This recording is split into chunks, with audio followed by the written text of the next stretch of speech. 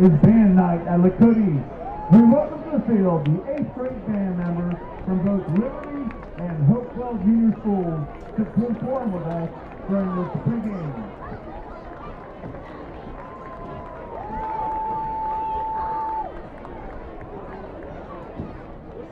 To honor our great country, combined bands totaling over 350 students will now perform This Is My Country.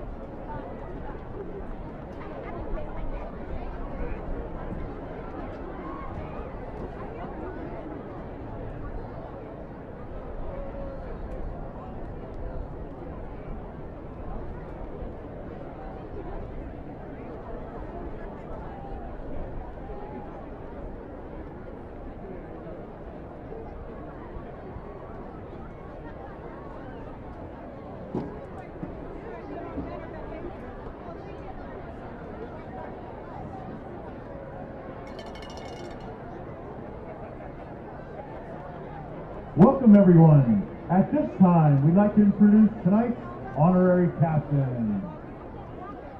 We would like to welcome to the field our honorary Thunderhawk captain for the night, Deputy Doug Hale.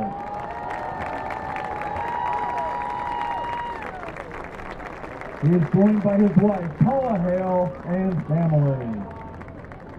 Deputy Doug has been protecting and serving the Butler County community for 40 years as a Butler County Sheriff's Deputy. In addition, he has been a school resource officer in the Lakota local schools for 30 years, starting at Liberty Junior School and continuing at Lakota East High School. When the building opened, he is loved and respected by the students, the staff, and the parents in the district. Please join us in welcoming him to the field, Deputy Doug Hale.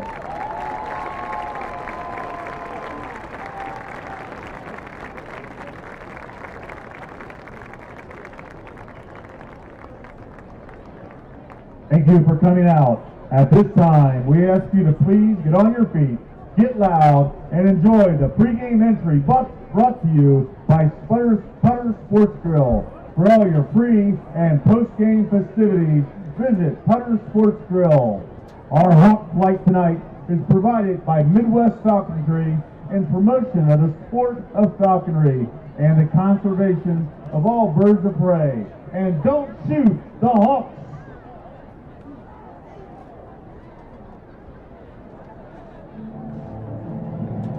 There's nothing like travel. At the end of the day, the sun sets, That's all you have. Ultimately, that's all you need. A bunch of brothers, breathe and sweat together, fought through summer, all lifting and running for moments like these. Because you don't ever get them back. Thank you guys for your heart and soul. Because that's what you're going to put in it tonight. You're going to do it for the guy to your left and the guy to your right. Because that's all that matters. Guy to your left, guy to your right. You know what time it is.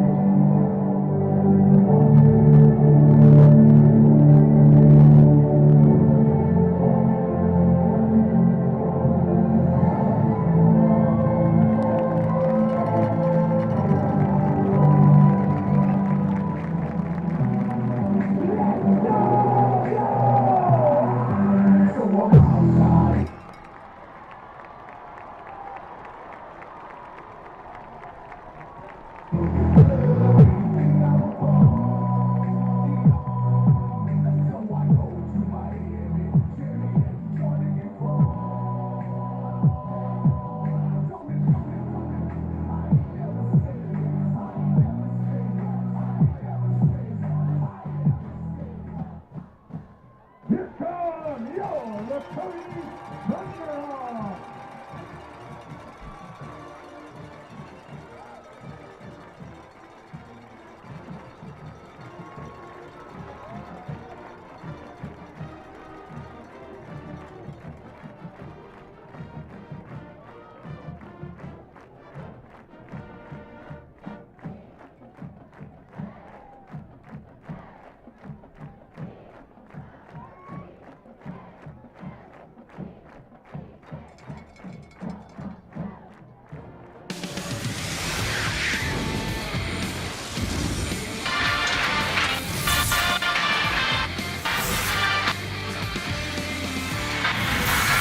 Ladies and gentlemen, welcome to another season of Friday Night Lights on Westchester Cable TV here at Lakota East High School, home of the Thunderhawks.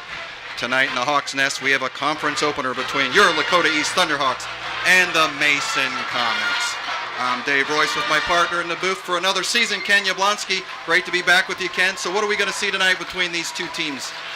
Dave, great to be back for another season. We've got Friday Night Lights. We're starting an hour late due to the heat. You got some neighborhood rivalries here. You got both teams that lost last week but played competitive. East was in the game near the end. Mason was in their game against Gahanna. And we're going to pause real quick, Dave, to listen to our national anthem here, and then we'll be back. Absolutely, as the American Legion Post 681's bringing the colors out for us. And we'll pause, like you said, as we recognize them as they present the colors for tonight's game.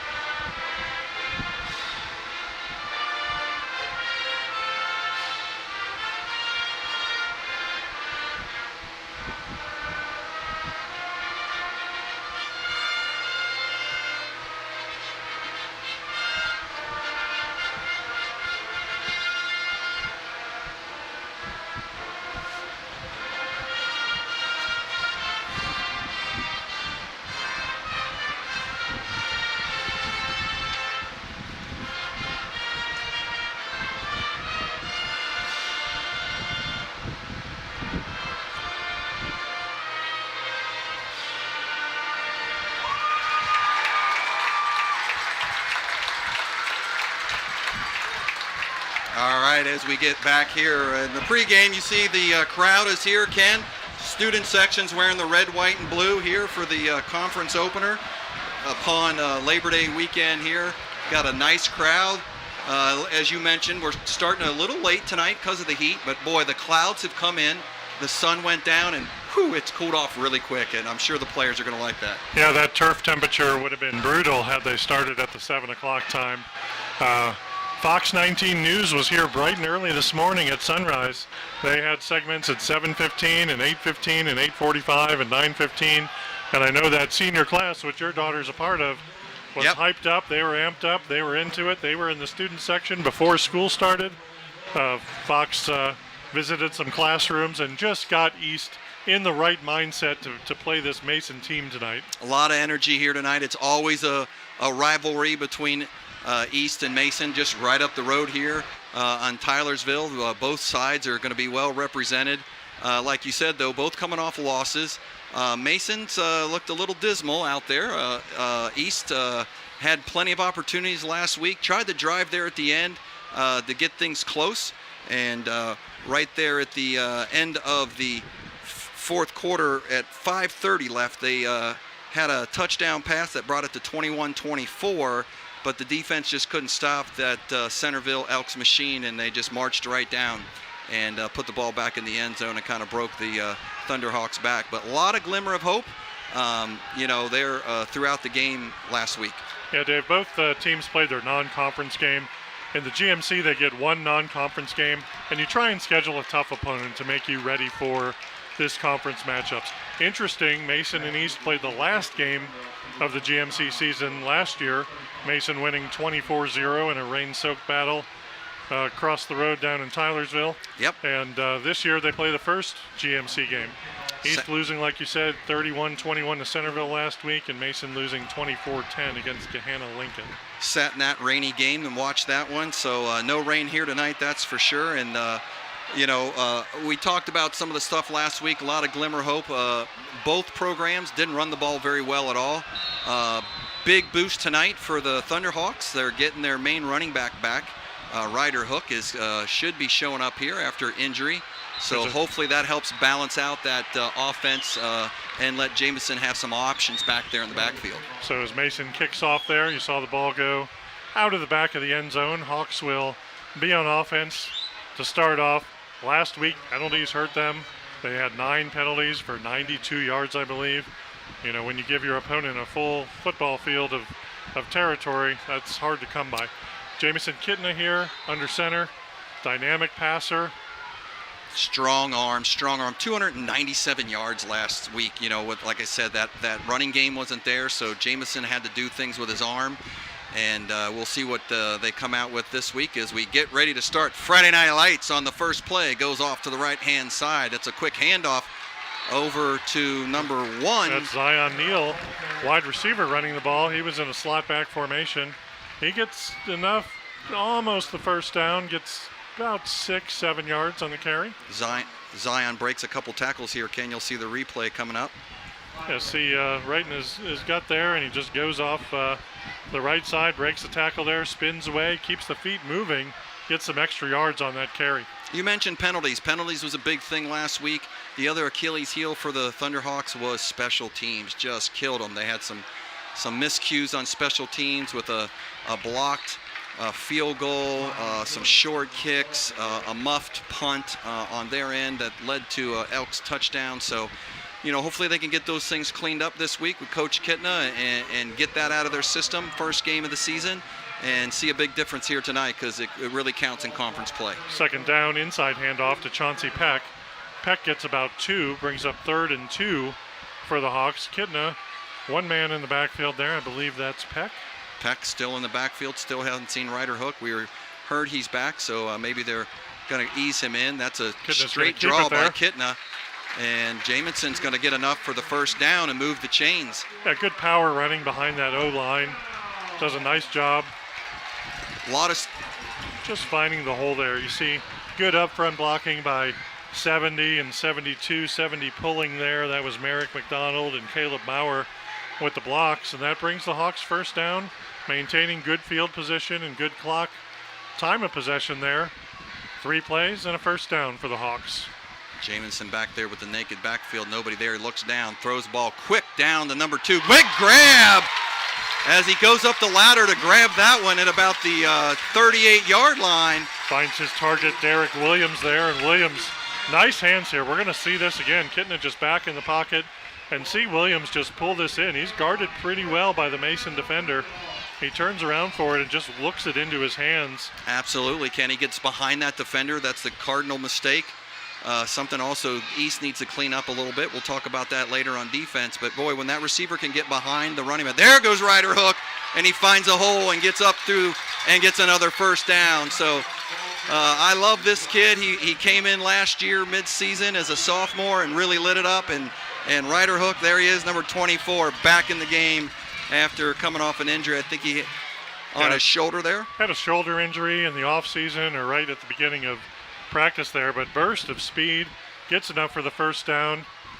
He runs tough. I like seeing him, and like I said, that's going to give Jamison lots of options out there. Keep those linebackers honest, and there's another bullet by Jamison, and boy, he's got that one down, man. He was solid last week, under 20 yards, and really moved the ball well, and then they would just get down here into this zone and kind of peter out. So hopefully this week they can make success and put the ball in the end zone. Yeah, finds Derek Williams there right on the sideline, and Williams makes the catch enough for the first down. You and I talked earlier off air, Dave, about Kitna's the prototypical coach's son quarterback. You know, he knows exactly where everyone's going to be on the field, offense and defense.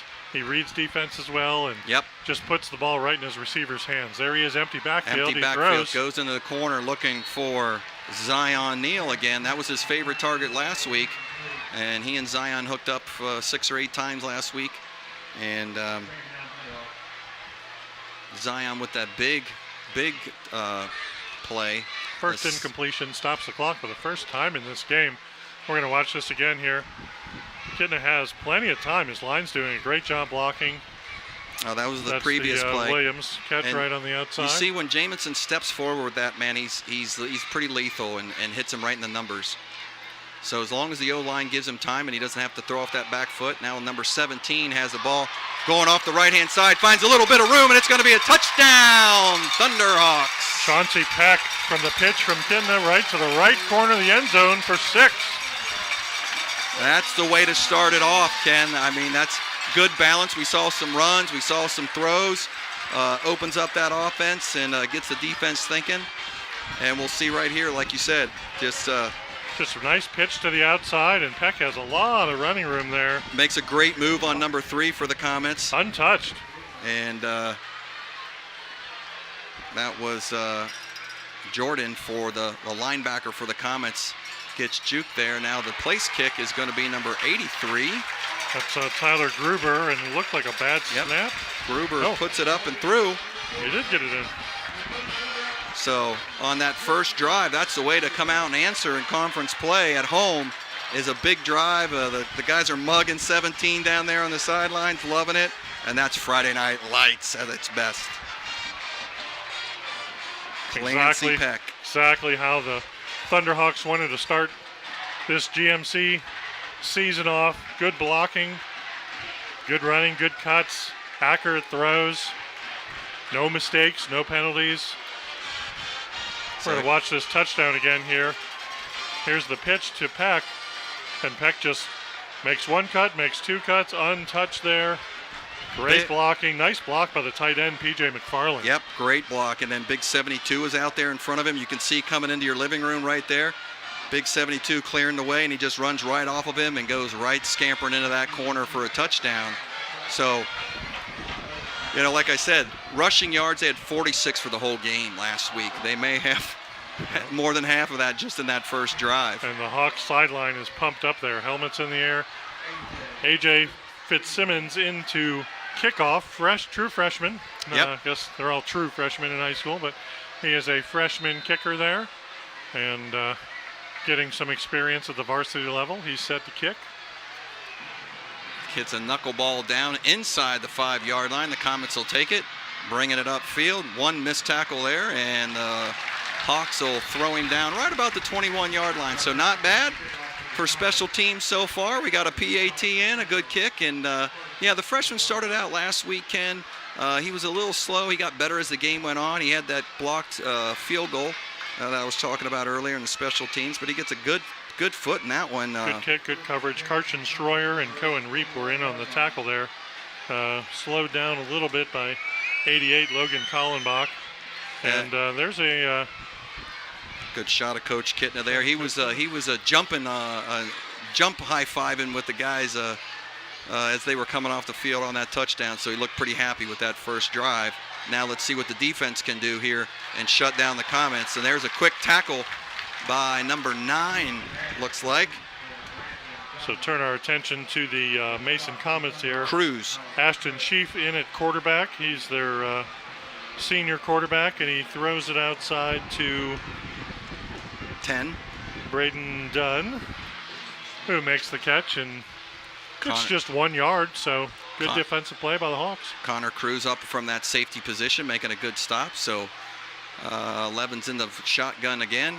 Hands it off to his big fullback, and a big hit by number 14. We'll call his name a few times tonight, Ken. Yeah, Cohen Reap, one of the leaders last year, and now that he's a senior, outstanding linebacker who can just read where the play is going there. Cohen Reap comes up, steps up, and says, "How do you do? Welcome to the Hawks Nest." That was Jalen Hendricks, senior, Javian Hendricks, senior running back. So Colin had a big game last week. Reap led the team in tackles with 10. And like you said, he's no stranger. Played in there last year, and stepping up here as a senior. That was Temi Aidsanya on the carry. So not Hendricks. Comets go back into the shotgun again. This time finds their wide receiver. Looks like number 87. That's 87. Miller Reed, the tight end. Good throw by Schroyer. By Sheaf, sorry. Good play by Sheaf. Finds his tight end enough for the first down, and the Comets are going to move the chains. Yep. Looking good so far, and so like I said, this defense got a little tighten up to do in the secondary, and hopefully they can do that tonight as the Comets split 3 wide. Got the fullback back, fakes it and hands it off up through the middle on the option, and he carries a good load and gets about 8 yards out of that. Yeah, just a quick inside handoff there, and that run, I believe number 5, Temi Aidsanya. Hawks had a hard time bringing him down. Yeah, he comes in that hole with a head full and just went right over top number 16, Miles Metz there, the DB for the Hawks, and got enough to move the chains, I guess. First down, Comets from the 46-yard line. So man in motion. He had a drop for a loss, and he's going to get picked back up. And I think that's going to be about a 1-yard loss, but somebody shot in there and almost had him right after the handoff. Yeah, almost that he pulled out. Aiden Gideon made the tackle there on Sheaf, but Sheaf, little mix-up. It didn't look like the running back was about to take it from him. And just a missed tackle, but enough by Reap, but enough to slow him down enough that Reap shoots it in there, like you said, Ken, and made him redirect and right into one of his own teammates. So Gideon stayed with the play and made a nice tackle there for no gain. What could have been a 3-yard loss looks like it might be a no gain to 6 inches behind. Now the tight end goes in motion, swings out. They come up misdirection to the opposite side. There's a nice push off by the running back and picks up a few extra yards. Yeah, and he's going to bring it 3rd and about 2. So, boy, if the Hawks could have got that initial tackle, it was going to be 3rd and long. But number 25 for the Comets sheds that blocker and picks up a little bit of yak here. Gavin McDonald coming out of the backfield there. So cuts right in front and just finds himself open, and Sheaf just has to fling it to him.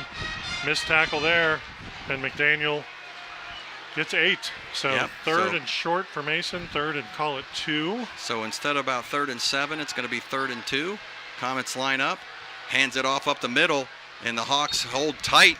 And looks like that's going to be a left foot, right foot. That should be short, Ken. Yeah, Gavin McDaniel on the carry there. And tackle, I think, by number 91 there for the Hawks. They may come out and measure this. They're going to come measure. I got Marcus Osner there plugging that hole. Going to see this again, and See if McDaniel reaches the ball over the line. He needs to get to the 38. Yeah, I think he's short. He's about the 37.5. So we'll see what the chains show here. Our stellar Friday night chain gang. See and if, look at the... Who we got on the chain gang today, Dave?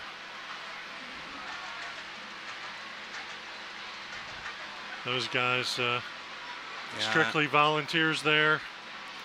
Get good front row seats on the opponent's sideline. Should be short, and he is. There we go. Look at that camera crew we got there. None better, folks, none better than Westchester Cable TV, giving you the replays and the angles that we can get here. So hats off to those guys. 4th and 1, I would imagine the Comets will go for it here. I'm going to guess so, too. Over the 50-yard line, you're in that no man's land. Too far for a field goal, too close to punt. So unless they try to pooch it a little bit, we'll see. Yeah, they have confidence in their big line there. Probably going to go right over the top of the tight end there. So they line up tight. Miller Fullback Reed. in there. Quarterback tries to go forward, leans, and I think East thinks they got it, and the Comets think they got it. So we'll see which foot the referees use.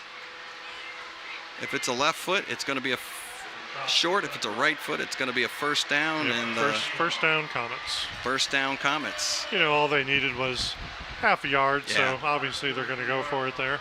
They packed it in there, and I think they got the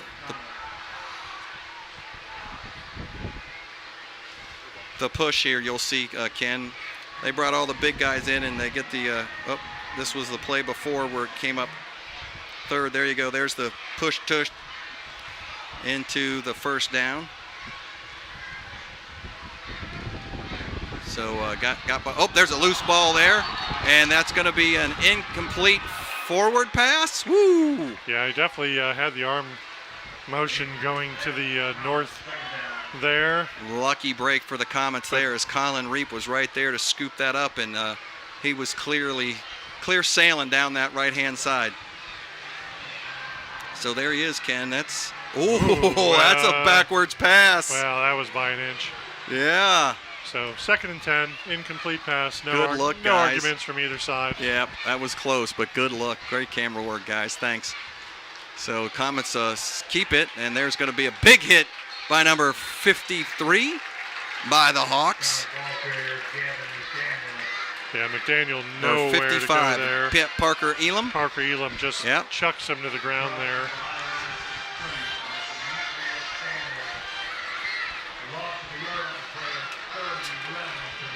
Here comes the replay here, and let's just watch Parker Elam just take McDaniel to the ground there. And got some help from his buddies, number 22 in there. That's Demarius Stanley and a few others. So 3rd and long here for the Comets. So Ashton's in the shotgun, rolls right again. He likes this right side. Got a chaser on him. Throws it low to the sidelines, right in front of the East bench. And are they saying he caught that? Looked like C.J. Kastner. Number 9. Kastner with the catch. Yeah. And is that enough for the first down? Yeah, it's hard. All the East players are blocking our advantage, but our camera crew, I'm sure, got it. So Ashton throws the ball there, and Kastner right on the sideline. Right in front of the, here we go, here we go. First down. There's a different camera angle here. And nice catch by C.J. Kastner. Yep, he scooped it up there. So actually, that was Ethan Jordan, number 9 for the Comets, comes up with a big catch and moves the chains and keeps their drive alive here with 3:40 left in the first quarter. And we're going to see our first penalty, Ken, right there. It's going to be a delay of game on the Comets. Yeah, I think they were a little disorganized. After the first down? After that catch, I don't know, there was a little confusion on whether they got it. The play clock was rolling, so by the time the ball got in play, coaches didn't realize they were running out of time there. So it looks like we're going to also have a timeout Comets on that too. So they're going to get penalized 5 yards. Oh, wait a minute. What's he going to say? He got timeout before the delay game? Possibly. So referee comes over, talks to Coach Kittner there. You see Coach Kittner there. Didn't seem to put up a argument on that one. Coach Kitna's second year here at Lakota East. Yeah, took over from the long-standing Rick Haynes, who was here for several years running the triple option, and Kitna's definitely opened up the playbook here for the Hawks. You see the band. Band was out here early this morning on the news as well. They're pumped up here. We got Tomahawk Night. We got the youth cheerleaders cheering with the varsity cheerleaders. We got the youth football players that were able to make a tunnel here for the players. A lot of activity here at the Hawks Nest here on Friday night. Absolutely. And bringing it to you live on Westchester Cable TV, so shout out to them as the Comets now line up at the 32-yard line, 1st and 10. So Ken, I'm going to guess they did give them the timeout before the delay of game. It's a broken play. Quarterback tries to go and gets a big hit after Colin Reap ties him up, and the rest of the Thunderhawk defense comes in and finishes him off. Yeah, Cohen Reap just threw him to the ground. Good decision by Sheaf not to force that pass. He looked like he wanted to throw. Nobody open, so he kept it. And 15 in pursuit, but Cohen Reap just makes the solo tackle by himself. So that's going to bring up 2nd and 8 for Mason, and Shearer with McDaniel behind him as the lone running back. Shearer still in that shotgun. Goes a left-handed side handoff. Tried to do a little misdirection there in the backfield. Spun right, went left. McDaniel runs right up the middle and couldn't quite see who made the tackle there. We're going to see that again, see if we can get the number on the player that made the tackle. So right there, Colin Reap. Cohen Reap again. Number 14. Standing strong, bringing up 3rd down now. It's 3rd and 4 for the Comets. And 2:22 left with 3rd and 4 on the 27-yard line. Yeah, the Hawks keep big putting, play right here. Hawks keep as putting the Hawks Mason. go in and big another hit by Reap. And I don't know if he's going to be able to hold him enough, but he definitely hit him short of the Hawks the keep putting first down. Hawks keep putting Mason in 3rd and long, 3rd and medium, and another 4th down by another 4th down for Mason, and Hawks have another opportunity for a stop on downs. But Cohen Reap just having a game. Yeah, he is. We called his number plenty last year. Like I said, he was active with 10 tackles last week, and Cohen's doing his job here and brings up another 4th down. And they bring in that heavy package, and we'll see if they'll get the tush push again as they go back and hand it to the fullback. He goes right through the middle, finds a couple of yards, and gets the 1st down. So went with the quarterback last time. This time they hand it off to the big fullback behind. Got 2 blockers in front of him there, and there's Temi Aidsanya, who got the bulk of the carries last week. He hasn't had too many tonight, but big, strong, hard to tackle player. Nick Miller brings him down, but after the 1st down. So long, sustained drive by the Mason Comets. Yep, doing their job here, and the D's got to shut this down right here, maybe hold them to 3 as they're starting to get inside this 20-yard line and field goal range. There goes big number 5 again, lowers the boom and leans forward and picks up another 1st down, maybe, or 9, depending on where the mark is. It's going to be 2nd and 1. Yeah, there's Temi Hitsanya again. Senior running back, plays defense as well. Plays linebacker on defense, but just runs right past Logan Cole. And good blocking this time by the Comets. They kind of put a jersey on everybody in black, and like you said, Cole Miranda eventually makes the tackle. Stops him just short of the 1st down, bringing up 2nd and 1 from the 10-yard line. There's another big hit in the backfield. Number 10 can't bring him down, but slows him up enough for his fellow Hawks to grab him right at the line of scrimmage, but he's going to lean forward and get enough for the 1st down, and that's going to be 1st and goal. Yeah, Aidsanya did a nice job of second effort there, getting the... That's going to be 1st and goal from the 7-yard line. We'll see here, as they could have had a big hit in the backfield right there. And that's going to round us down as the clock runs out in the 1st quarter. Your Hawks 7, Comets 0.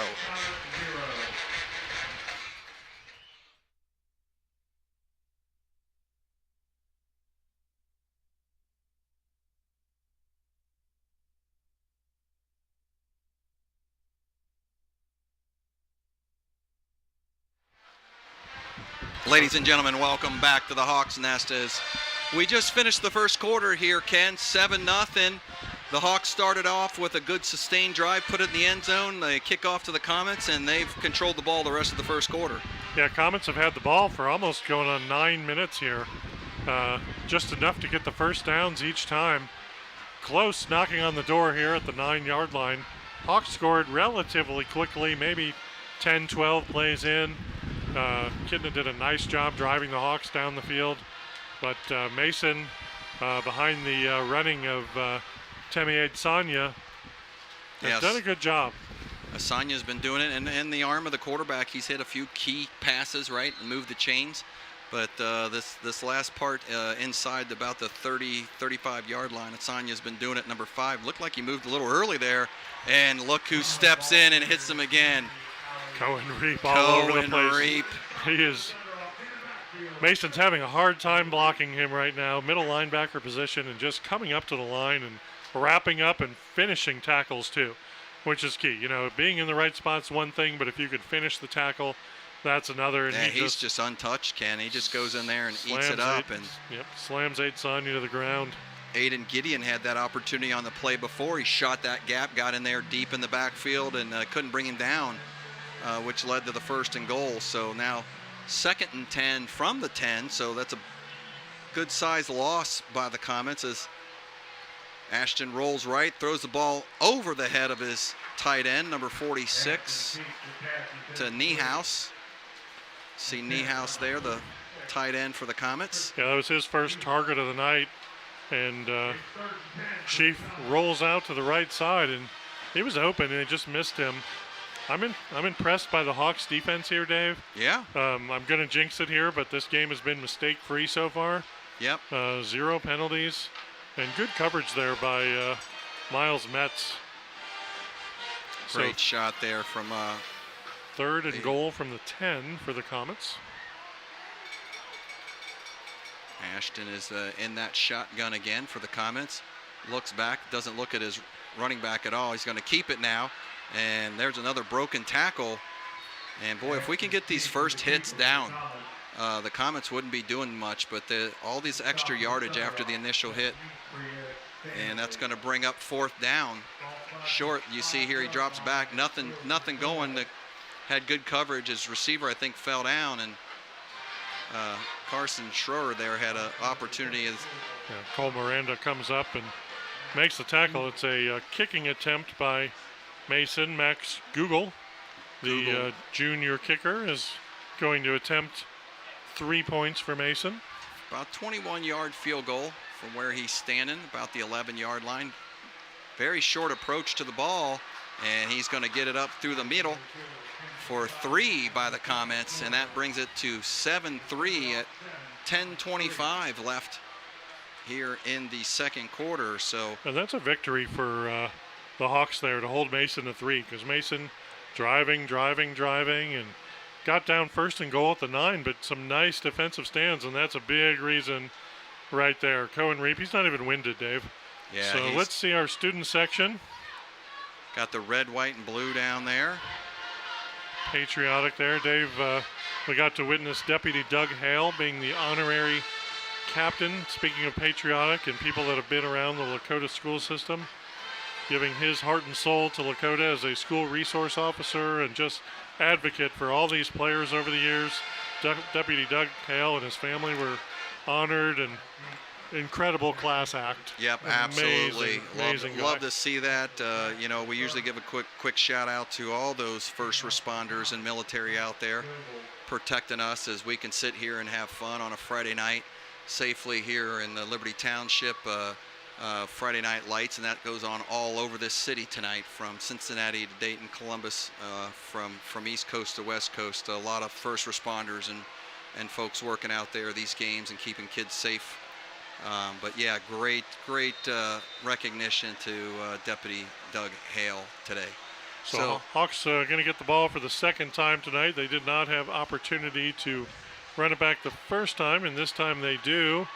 And here's Xylon. Hale going up the left-hand side, finds some space, and he's going to get it all the way up to the 40-yard line as Zion has a nice run back, kind of started out a little slow there, looking for his lane, and then he turned the jets on and found some space.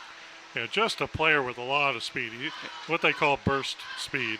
Yeah, you see back there around the 10-yard line, just taking his time, looking for that. Here we go. Right from the end zone, and he just turns the jets on and finds some space and gets it up to right, just short of the 40-yard line. There's a good shot of Jamison Kidna, the newest UAB Blazer. Yes, committed to the UAB Blazers. Previously was committed to the Houston, and Jamison switches over, and might be a little bit of a tie. There's a coach down there at UAB. Yeah, Trent Dilfer in his first year coaching for UAB, so getting a connection there. There's a handoff again to Zion Neal, who just runs right up the middle. Again, that hole by the offensive line, creating that big hole to run through. You could drive a semi-truck through that hole. Yep, Zion's patient there, finds the hole, goes. Now Jamison in the shotgun, looks back. A lot of people coming at him this time as the O-line kind of broke down on that one. Jamison got his feet set and saw a whole lot of white. Yeah, Alex Brown breaks through for the Mason Comets. Empty backfield there, and I don't know where he came from the outside, one from the outside, and too much to handle there. Yep. So that's going to be a loss of what was gained and bring up 3rd and 11. So East's first challenge here on offense in terms of yardage versus down.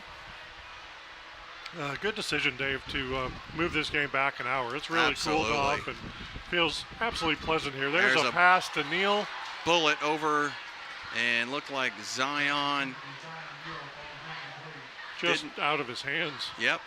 Had both hands on it, it looked like, and just couldn't pull it in. So Hawks are going to have to punt here, but see Kidna looking at him all the way. Gets plenty of time this time, Jamison does. And that's just, that's a ball that should be caught, right? Runs a nice route. Jamison throws it over there, puts it in his breadbasket, and I think he was getting ready to take off before he had the ball. Yeah, I think he knew he needed about 3 more yards after the catch and was thinking about that prior to. And yep. Hawks 4th and 11, so Kidna's in there. Still in there. And that's going to be a fake, and he throws it deep, and big catch by, is that Ryder Hook over there? That's Kidna stays Carter in. Jones, number 19, Carter Jones, sophomore. Yep, number 19, something's going on. I see a lot of hands in the air. Somebody said he dropped, one of the refs said he dropped it. He's what? saying he caught it, and the refs are saying it was incomplete.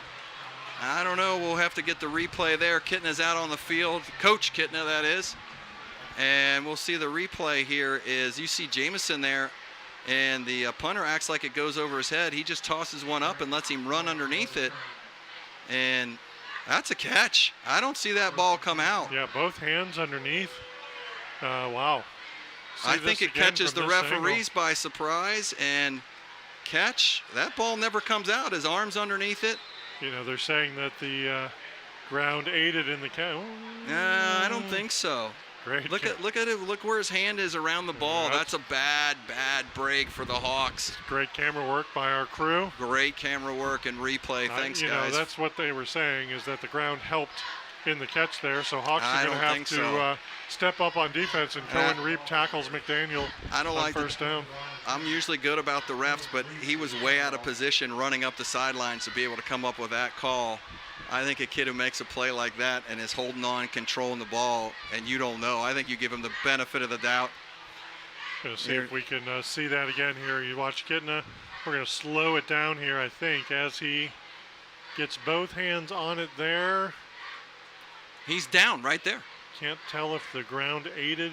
No, I don't think so. Not, he hits on that shoulder, which he should be down immediately, right?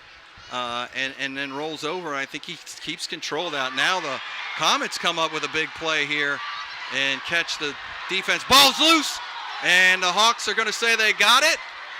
I don't see a hand yet. And yeah, there it is. So she finds Niehaus. Niehaus runs toward the 5-yard line. So as we were breaking down and opening up that, tearing apart that fake punt play. Meanwhile, the Comets started moving the ball. We'll see the replay here as Ashton goes back, throws one to the tight end who gets behind everybody. But somebody, oh, there you go, punches it out. And the Hawks jump on it right there at the sideline. Alex Smith is the one who knocked it out and the one who got the ball back. Number 7. Number 7, yeah. So 7 is Cole Miranda. Cole Miranda, I think, knocks that out and gets the recovery. And that's a huge, huge stop. Hawks get the ball on the 3-yard line, but stop the Comets from a big play here as there's another one to Zion that bounces off his hands. Quick out. So the Hawks need to move this ball a little bit, Ken. Play that field, at least play the field position, right, to your advantage. Kaiser Wilhelm there on the coverage, but Neal's got to bring this in to give the Hawks some breathing room. Oh, he fell down. Yep, see there. He was on his knees. Yep, he fell down on the cut. In the air. Yep, fell down on the cut. That's why he wasn't there. Jamison put it right there, right at the chest level, but he had back foot slid out on him on the cut and was going down trying to make the catch. So Hawks have to be careful here, deep in their own territory, getting under Second center that 10. time. Hands off to looks like Peck. Zion. 17 or 1, I'm not for sure from our angle. I believe that was Peck. Number Peck, 17, yep. Peck gets 2. So little breathing room, but not very much. So you almost wonder if the Hawks are okay taking a safety here instead of giving up bad field position. But, yeah, well, you know, you hope to move the ball here a little bit. 3rd down, you like to move the chains, right? Play this field position. You were able to stop the Comets and try to flip this field a little bit. You know, that handoff gets Jamison's heels out of the end zone. And right on the goal line now as he drops back, looks, nice play out to, Yeah, just outside the arms of Neal. Couldn't bring it in, so that's going to bring up 4th and 9, and I think you have to punt this here, Ken. Clearly you have to punt, you know. It's going to be out of the back of the end zone, but going to give the Comets great field position. But, hey, you know, the fumble was able to stop the drive. Instead of the Comets being 1st and goal, the Hawks were able to get the ball here. Unfortunately, not even take a lot of time off. 2 incomplete passes. As now the punter gets one up nice and high. And he catches it. No fair catch there at all. I'm surprised. Didn't see a hand go up there at all. Dangerous play by Kaiser Wilhelm. Yeah. Senior wide receiver. You'd think better of the senior. Yeah, I didn't see any hand or anything. The freshman gets a pretty good kick, I think that was, right? Yeah, Fitzstevens does a nice job kicking. Yeah, and, nice. And he just... yeah, Wilhelm catches it just short of the 50, so... Yeah. Not bad. I mean, you'll take that if you're the Hawks. Absolutely. Mason has the ball where they had it prior to the fumble, so... right. This is where they took over on the 4th and 11 fake punt that we thought was a good catch. So here at 7:05 left in the second quarter. 7-3 your Thunderhawks as the Comets will take the ball over here. As the Hawks couldn't do anything with that turnover. It was a nice gift they got, but it did stop the drive for the Comets and makes them reset at midfield. As number 11, oh, that's in movement. There you go. We'll have our first penalty of the evening. So wide receiver got a little anxious there. That was number 10. Brandon Dunn for the Comets. That's going to be 1st and 15. Right at the 50 there, I believe. Yep, they were going to definitely do a run play there, the Comets were. So not too for sure why that wide receiver was too anxious to get off the blocks, but we'll take it. That'll move them back 5 yards. Right at the 50-yard line. As Ashton's in that shotgun, puts it in the belly of his running back. And the Hawks are right there to fill that hole quickly, and I think that'll be should be a loss. Ansanya goes nowhere. Nowhere to go there. Hawks defensive line.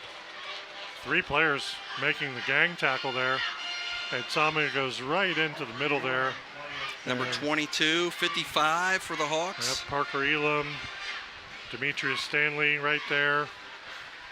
The band's loving it. So second and long with the penalty. 2nd and 16 for Mason. Now just on the other side of the 50 on their own 49-yard line. Sheaf has Ed Sonia behind him. Tight end goes in motion. Sheaf fakes it, rolls off to his right. He likes that right side. He's going to keep it all the way. Finds some room, breaks a tackle, breaks another tackle, and finally gets brought down, but I think he's got enough for the first down. And that's a big run by the quarterback for the Comets. Yeah, Xylon Jones-Anderson eventually brings him down, but a couple nice moves by Sheaf, and he gets enough for the first down, 16 yards on the nose. See here, Sheaf he fakes it's going right all the way. He tucks it early too. There's no shot he was throwing that ball, and there's a couple of Hawks running into each other, not coming up with a tackle, and then a big hit there at the end. If they can get that first wrap and bring the back down, they're so much better shape there. But a lot of missed tackles here, not making mistakes, but not finishing tackles. They're in the right spot. They're just not wrapping and bringing them down. A couple times on that very first drive, the Hawks had a chance to shut things down, and they broke tackles, and now Sheaf gives it to Efsanya off right tackle. Brought down by the Hawks, Parker Elam. So Elam and Reap, definitely numbers that came up a lot last week, and doing the same tonight. Yeah, Carson Schroyer makes the initial hit there, and then the bring down, but 2nd and 8, and Mason again, these long sustained drives for the Mason Comets. Yeah, Elam had 7 tackles as well last week in the Centerville game, and going to have to step up and shut this run game down of the Comets right here with 2nd and 8. As the tight end goes in motion again, he looks going to be a pass play, and there's going to be a big sack by number 15, I think, for the Hawks. Carson Schroyer, the linebacker.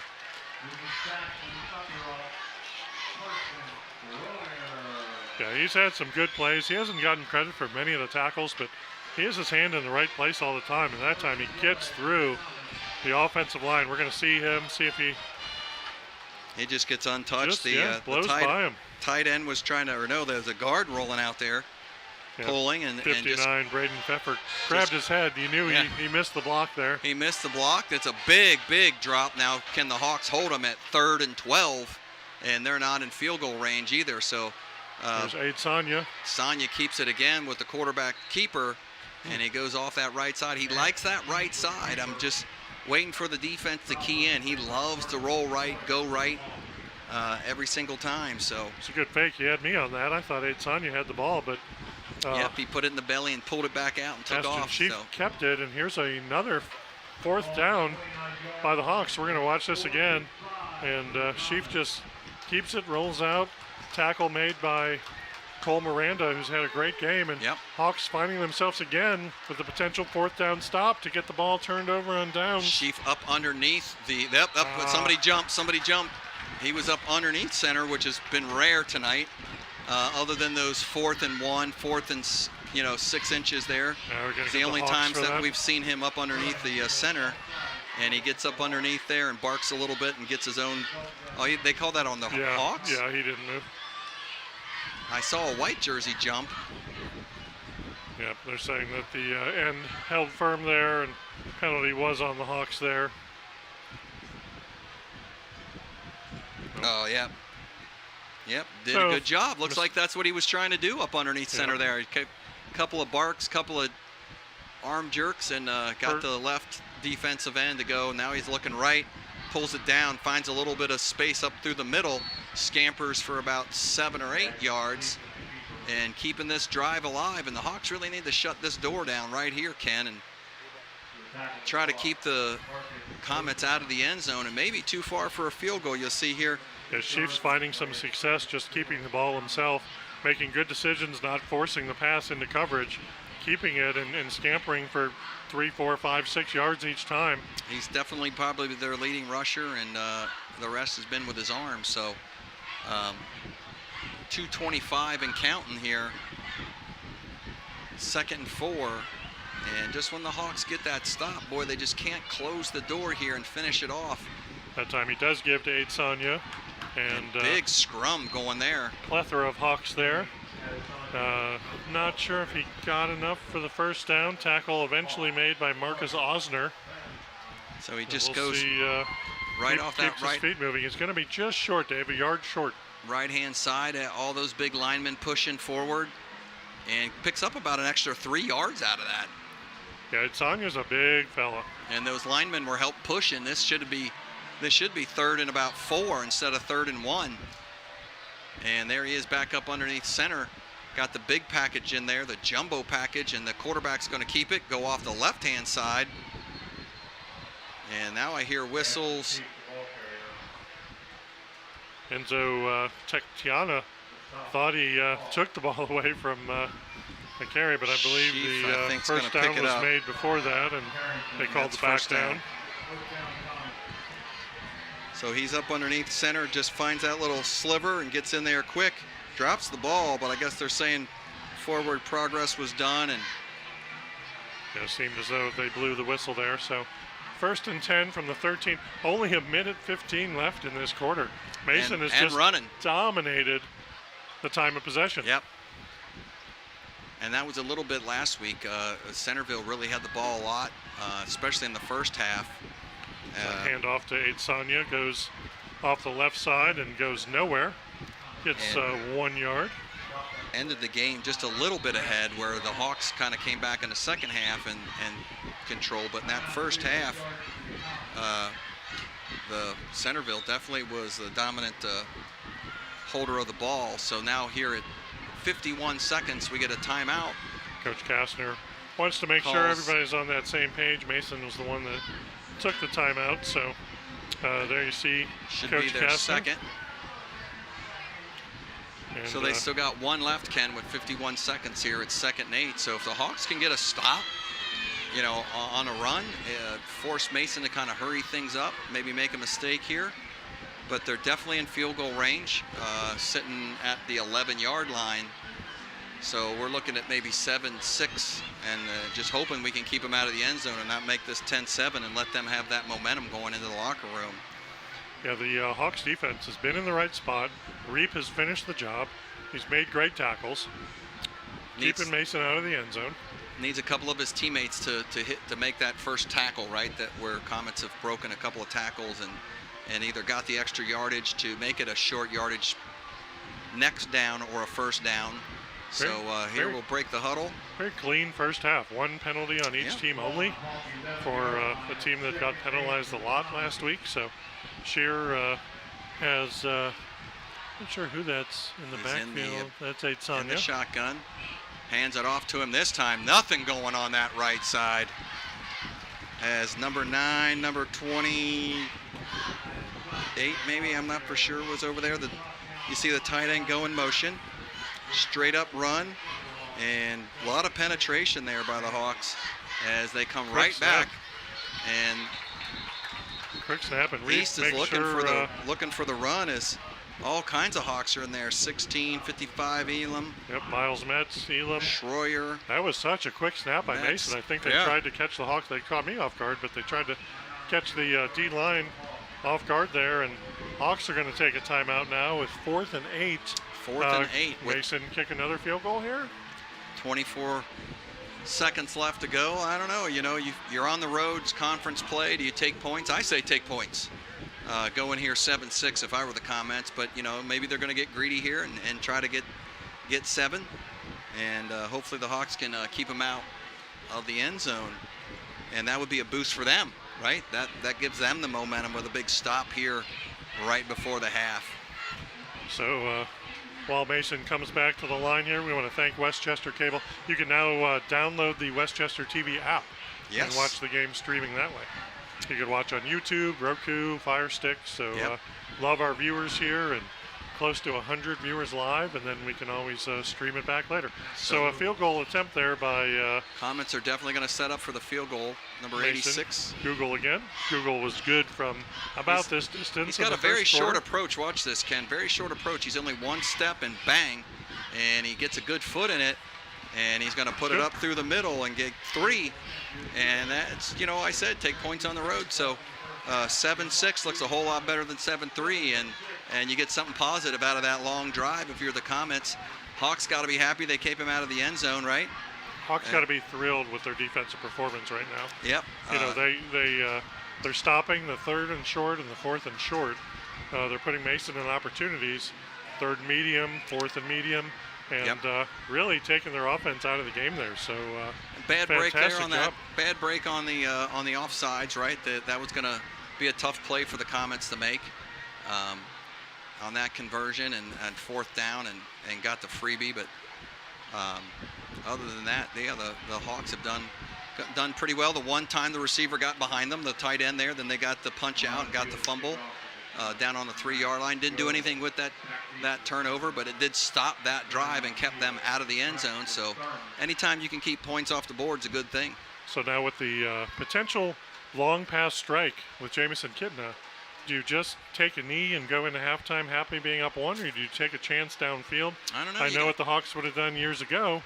I don't know what they're going to do this year. He definitely has the arm for it. We'll see what the run back is. I mean, if the guys can get the ball up here to the 40-yard line again like they did on the last kickoff, right? 2 timeouts left in Coach Kitna's pocket. You know, maybe a short 10, 15-yard route that gets him over the 50-yard line and allows him to run a decent route down into the end zone. Jamison's arm's definitely strong enough to get it down in there, so we'll see here.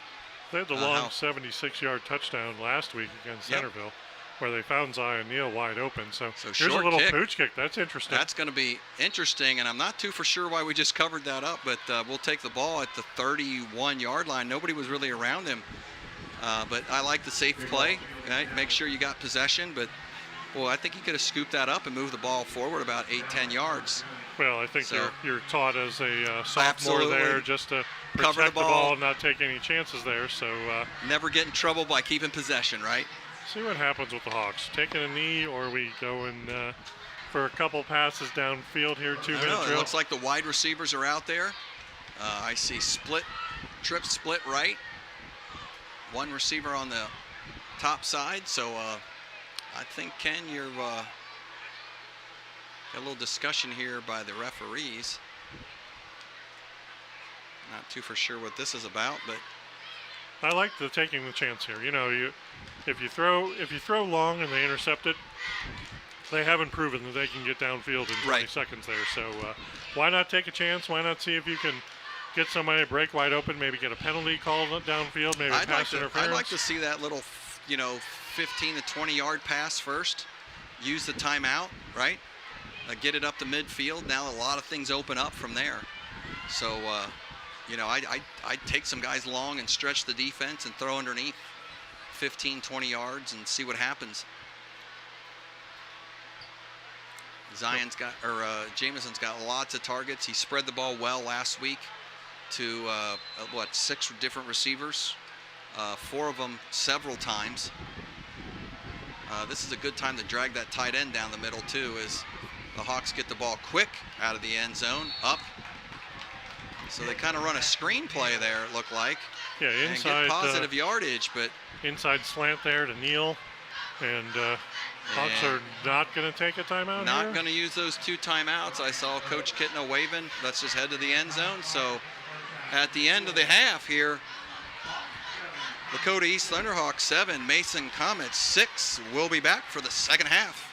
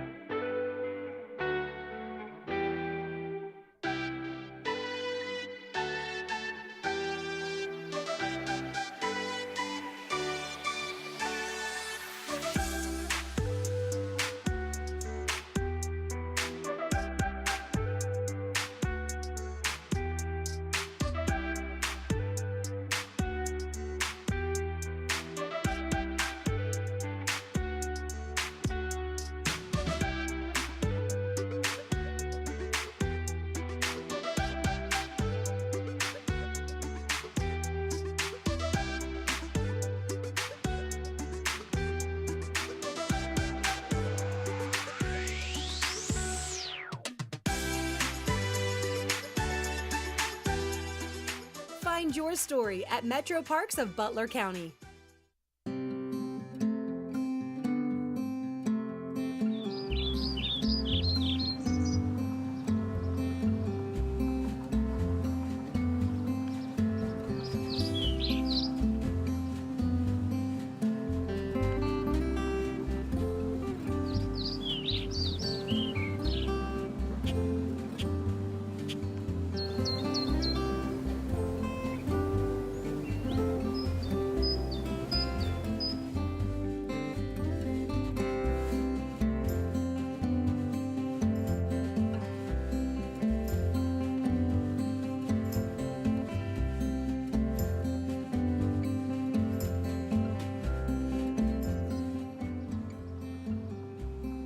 Find your story at Metro Parks of Butler County.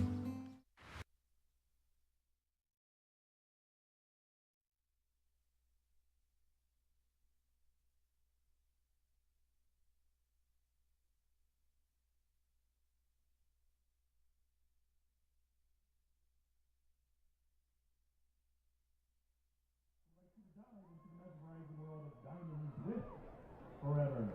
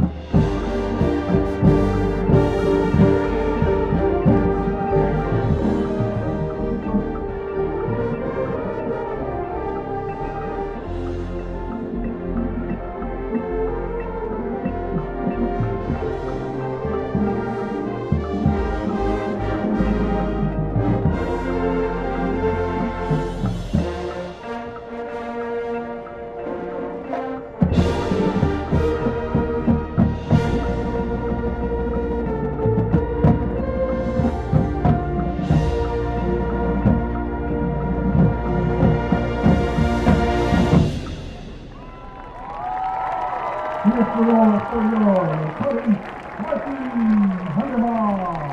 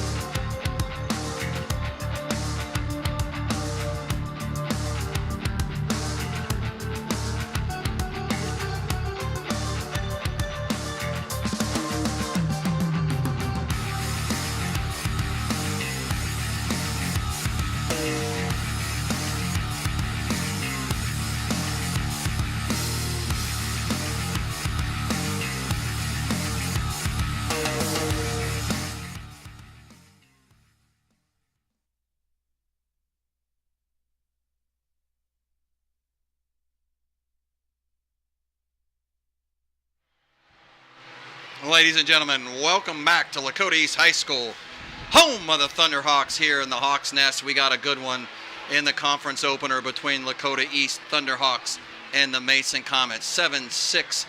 It's been a long first half, Ken, by 4 long drives, right?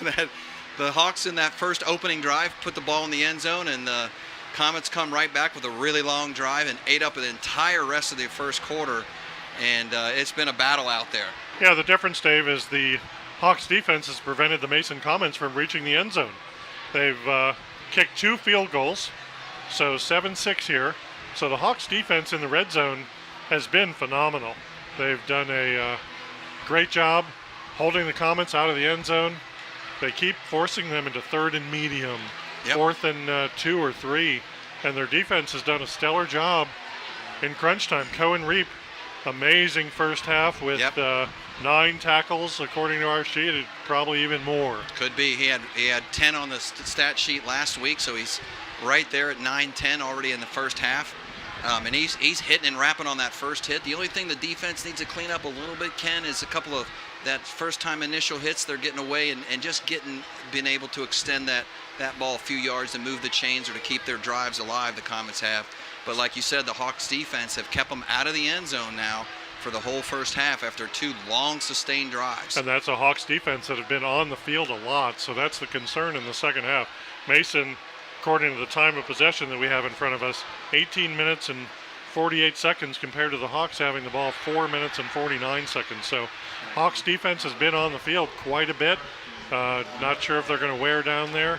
They've done a great job, but Mason has done a nice job just slow pace, methodically moving down the field and getting in position for their field goals. And as you point out there, Ken, we'll see how that fares out in the fourth quarter on a warm night, right? A lot of fluids, I hope. Hope those guys are pumping that in. Maybe a little bit of pickle juice there in the halftime in the locker room, the Gatorade flowing, because they're going to need it late in the fourth quarter if this sticks up in the second half. So here's my trivia question for you, Dave. All right. When's the last time in a GMC high school football game one team has had 2 field goals in the first half of a game? So the Hawks go with a pooch kick, and I don't think that turned out too well, as number 83, Tyler Gruber, has the kickoff duties, and I think the Hawks were trying to catch the Comets off. I don't know if that was intentionally popped up in the air or if that was a missed kick, but good field position for the Comets here. We'll see if he intended to do this on the replay. I think that's intentional. Yeah, popped it up in the air and try and get the Hawks to run underneath. Number 9 there for the Hawks, Connor Cruz, almost did run underneath and pick the ball off in the air. But Dave, 2 field goals, 1 team in one half of the first half of a GMC football game. We need our listeners, our subscribers on YouTube to text us their chat the answer there, because I don't know the answer. And we'll put it out on the broadcast here. If somebody wants to send that in, we'll look it up. And now the Hawks, after that pooch kick that they were unsuccessfully recovering, and the kicker ended up taking him out of bounds. Thank God, because there was nobody behind him. There's Temi Sanya getting the handoff from Chief, and really loss of 3. Yep, Comets come out with great field position after that pooch punt. I was just getting ready to say, right at the 48-yard line, and there the defense steps up with a nice loss of downs here on the first down. So this is where they got to be consistent, Ken. They got a good play right there. They got him in a loss, second and really long, and now can they hold off? There goes, big hit by Reap again. Yeah, Chief kept the ball, and Reap made him pay, coming right up the middle. And Chief with a nice, clean hit brings him hard to the ground, and Chief's going to feel that one. Yeah, Chief has been their leading runner in the first half. 37 yards running, and he's done the rest with his arm.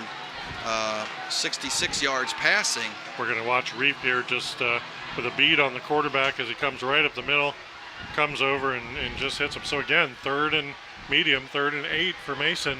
So Hawks defense got to step up again. Hawks have a big chance here. Got the blitz coming on. Reap in the middle, hits him, backs him up. 15's got him wrapped up, and he still somehow is able to get that ball out and save the sack. Ken, I don't know how he got that out. Reap hit him, and then Schroner hit him.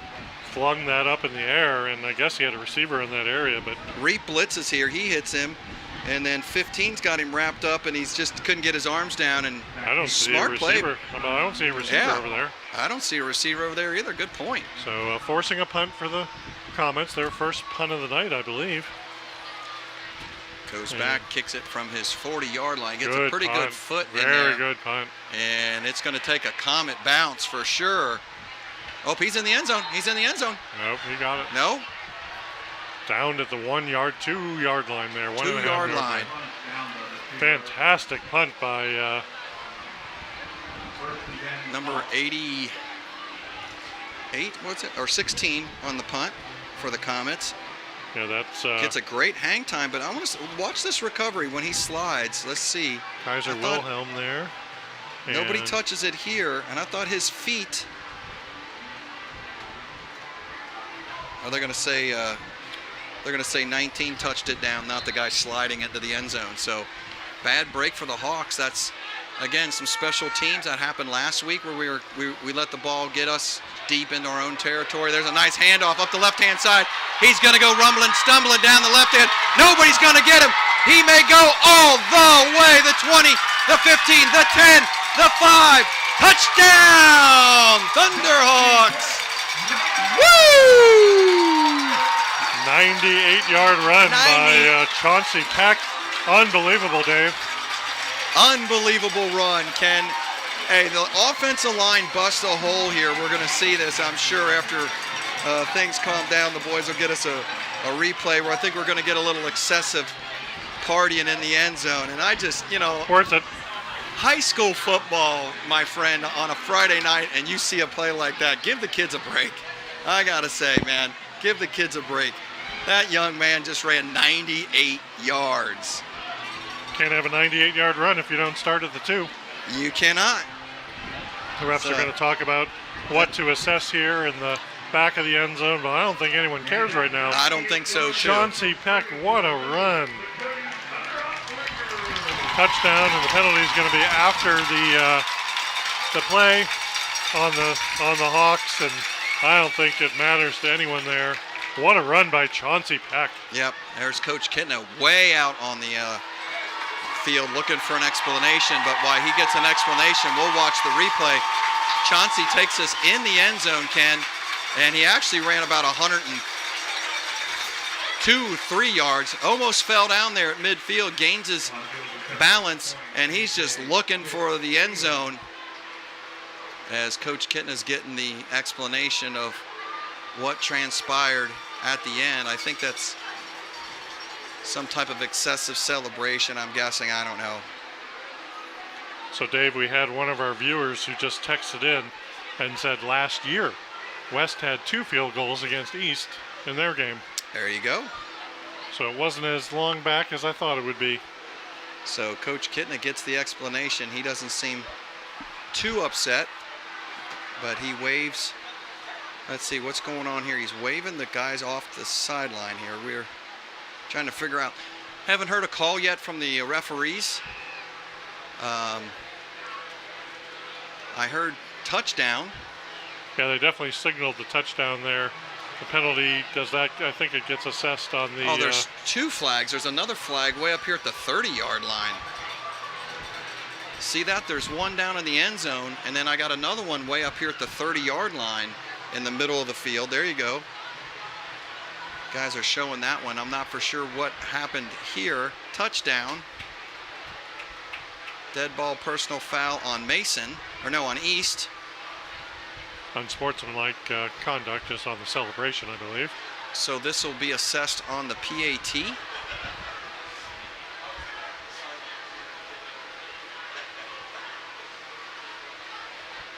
Back to the 32-yard line. I'm very confused here, Ken. 30. Took that over. Hey, Coach. Hey, Coach. Hey. Coach Atkins sneaking into the booth here with us on that play.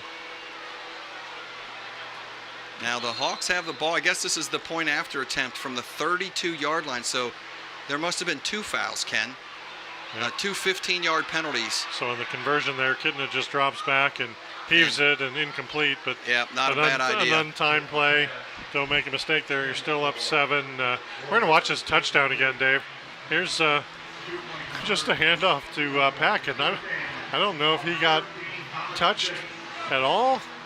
Well, right there on the ankle, and kept his balance, kept on moving, and 98 yards and a cloud of dust. That is all Peck all the way from about 3 yards deep in the end zone, right? I'm going to give him a 103-yard run on that one. He made a great move in the open field to juke the guy to break it open and just took off. And you were right. I don't think anybody ever got to him. There's Coach Kitna on his offensive line for whatever happened. I think he's talking to the boys, getting them squared away. But I'm going to guess that the Hawks got 2 personal fouls on that, one in the end zone and one somewhere at the 30-yard line. Could have been the coaching staff or the bench or something like that. And so that's where you would throw that flag. Yeah, there's the 30 of the yards, right? Because they should have started at the 2-yard line for the PAT. So 30. Regardless of what happened there, Hawks put 6 on the board and extend their lead 13-6. With 10:02 here in the third quarter. So Comets get the ball coming out of the halftime. The Hawks defense steps up, stops them. Yeah, 3 and out, force a quick punt. And then the kind of a mistake on the special teams, letting it get down there to the 2-yard line, but bodes well for the Hawks. And Fitzstevens set to kick off here and kicks it deep this time. Sailing toward the end zone. Mason's going to have opportunity to run it back. Yep, to the 10-yard line. He's coming up through the middle of the field, finding some good yardage. And he's going to get it up to about the 31-yard line. Kaiser Wilhelm. So with the run back. Gets about 21 yards on that run back, Ken. And the Comets are going to start out in halfway decent field position, but probably their worst, though, because they've had the ball several times at midfield. So they got some work to do here. Just under 10 minutes. And, boy, you'd like to see that defense do another 3 and out and get some more rest here. But they didn't get much rest, one play. The penalties probably gave them more rest than the play did. Yeah, just add more time to the Mason time of possession. There's an inside handoff to number 5. Aid Sonia. And Aid Sonia gets 3. And I see some more flags going up. So we were just saying at halftime that at halftime there's only one penalty for 5 yards on each team. So the refs must have talked about that and said we need to use these yellow handkerchiefs that we brought with us. And they're out in vengeance now. So another one goes. I think this one's going to be on the Comets. And sure enough it is. So a little extracurricular here coming right at you. You're going to see right here, I think, 72. And there it goes. You see right here, 72 hits 16 getting up in the back. A nice job of wrapping tackle by Messiah Harrington. We were talking about that at halftime off air, that they need to wrap and finish. And Harrington did a good job of wrapping and finishing that time. So yeah, defense is definitely cranking down here, and like we said, those first initial hits seems like they cleaned that up at the halftime and shutting it down. Now it's going to be 2nd and 21 from the 20-yard line as he goes in the shotgun. He's going to get caught from behind. Yeah, Sheep on the keeper there, and that's number 8. Connor Isaiah Harrington again. Harrington. 2 tackles in a row for Harrington. I don't remember calling his name in the first half, but he's come in here and he just gets untouched from the defensive end side of the left side of the offensive line. Just is not picking him up, and there's 2 big tackles, and that's going to be for a loss as well. So 3rd and long, 3rd and 18 here. Yep. And see if the Hawks corners they bring in an extra DB here. They're going to say he did pick up a yard or 2 on that. So 3rd and 18. Extra DB in the game for the Hawks. They go back in the shotgun. Chief looks back and quick pressure. There. Pressure made him throw that one a little soon. Looking for his big tight end, number 87 there, Miller Reed. And Enzo Technia in on the coverage there. And again, some pressure by the Hawks, and Isaiah Harrington putting the pressure on. So Mason fourth and 18. Hawks 2 straight 3-and-outs, and their defense stepping up again as they did in the first half. Yep, Sheaf had to get that out quick with some pressure and just cannot connect. And like you said, it's going to force a punt here. Can be nice and clean. Gets a boot, kind of comes off the right-hand side. That's coming to the sideline, and that's going to bode well for the Hawks as he kicks it away. Another hanky falling. Yeah, interesting where he's spotting that. Oh, he's moving up there. 40, 35, around the 35-yard line. But so Zion Neal back there, and they didn't want to kick it to him, or it just went off the side of his foot. I'm not for sure. We got a personal foul on the Hawks. But Hawks had great field position, was going to be at the 45-yard line, and something way behind the play there again. There you see where they're picking the hanky up there at the 30-yard line. Yeah, there's no need for that, Dave. You know, you're not in the play. No one's fielding the ball. No, not there. So why get chippy and cost your team 15 yards there? Yeah, the line of scrimmage was the 23-yard line. So where that flag was thrown right around the 30, you're just off the line of scrimmage, and coach can't be happy with that. No, you were going to get the ball close to the 45, and now you're starting at the 30. Yep. That's a big difference. That 15 yards makes a huge difference. So Hawks with the ball, and see if they can maybe get a little sustained drive here. Yep. Getting under center. Yeah, rare for Jamison to get up under there. He's up underneath center. Looks back, hands the ball off, comes to the left-hand side. Same play. Ryder Hooks this time. He's going down the sidelines, and he tiptoes forward for a big gain. Nice job by Ryder Hooks, keeping his balance on the sideline. We're looking for Ryder in that first half. He had 1 carry, and now Jamison's up underneath, hands him off the ball. Big hole, Ken. You can drive a U-Haul through that sucker.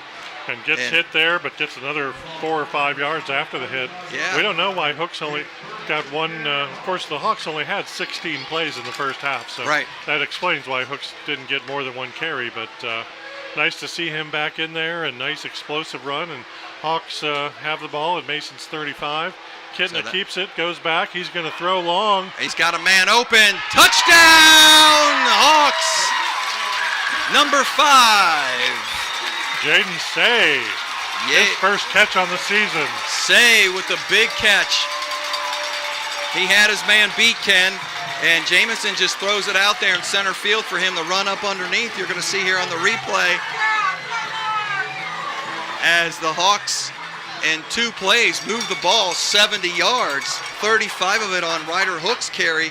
And now you hear Jamison drops back and tosses it right down the middle, center field to number 5, Jaden Say with the touchdown.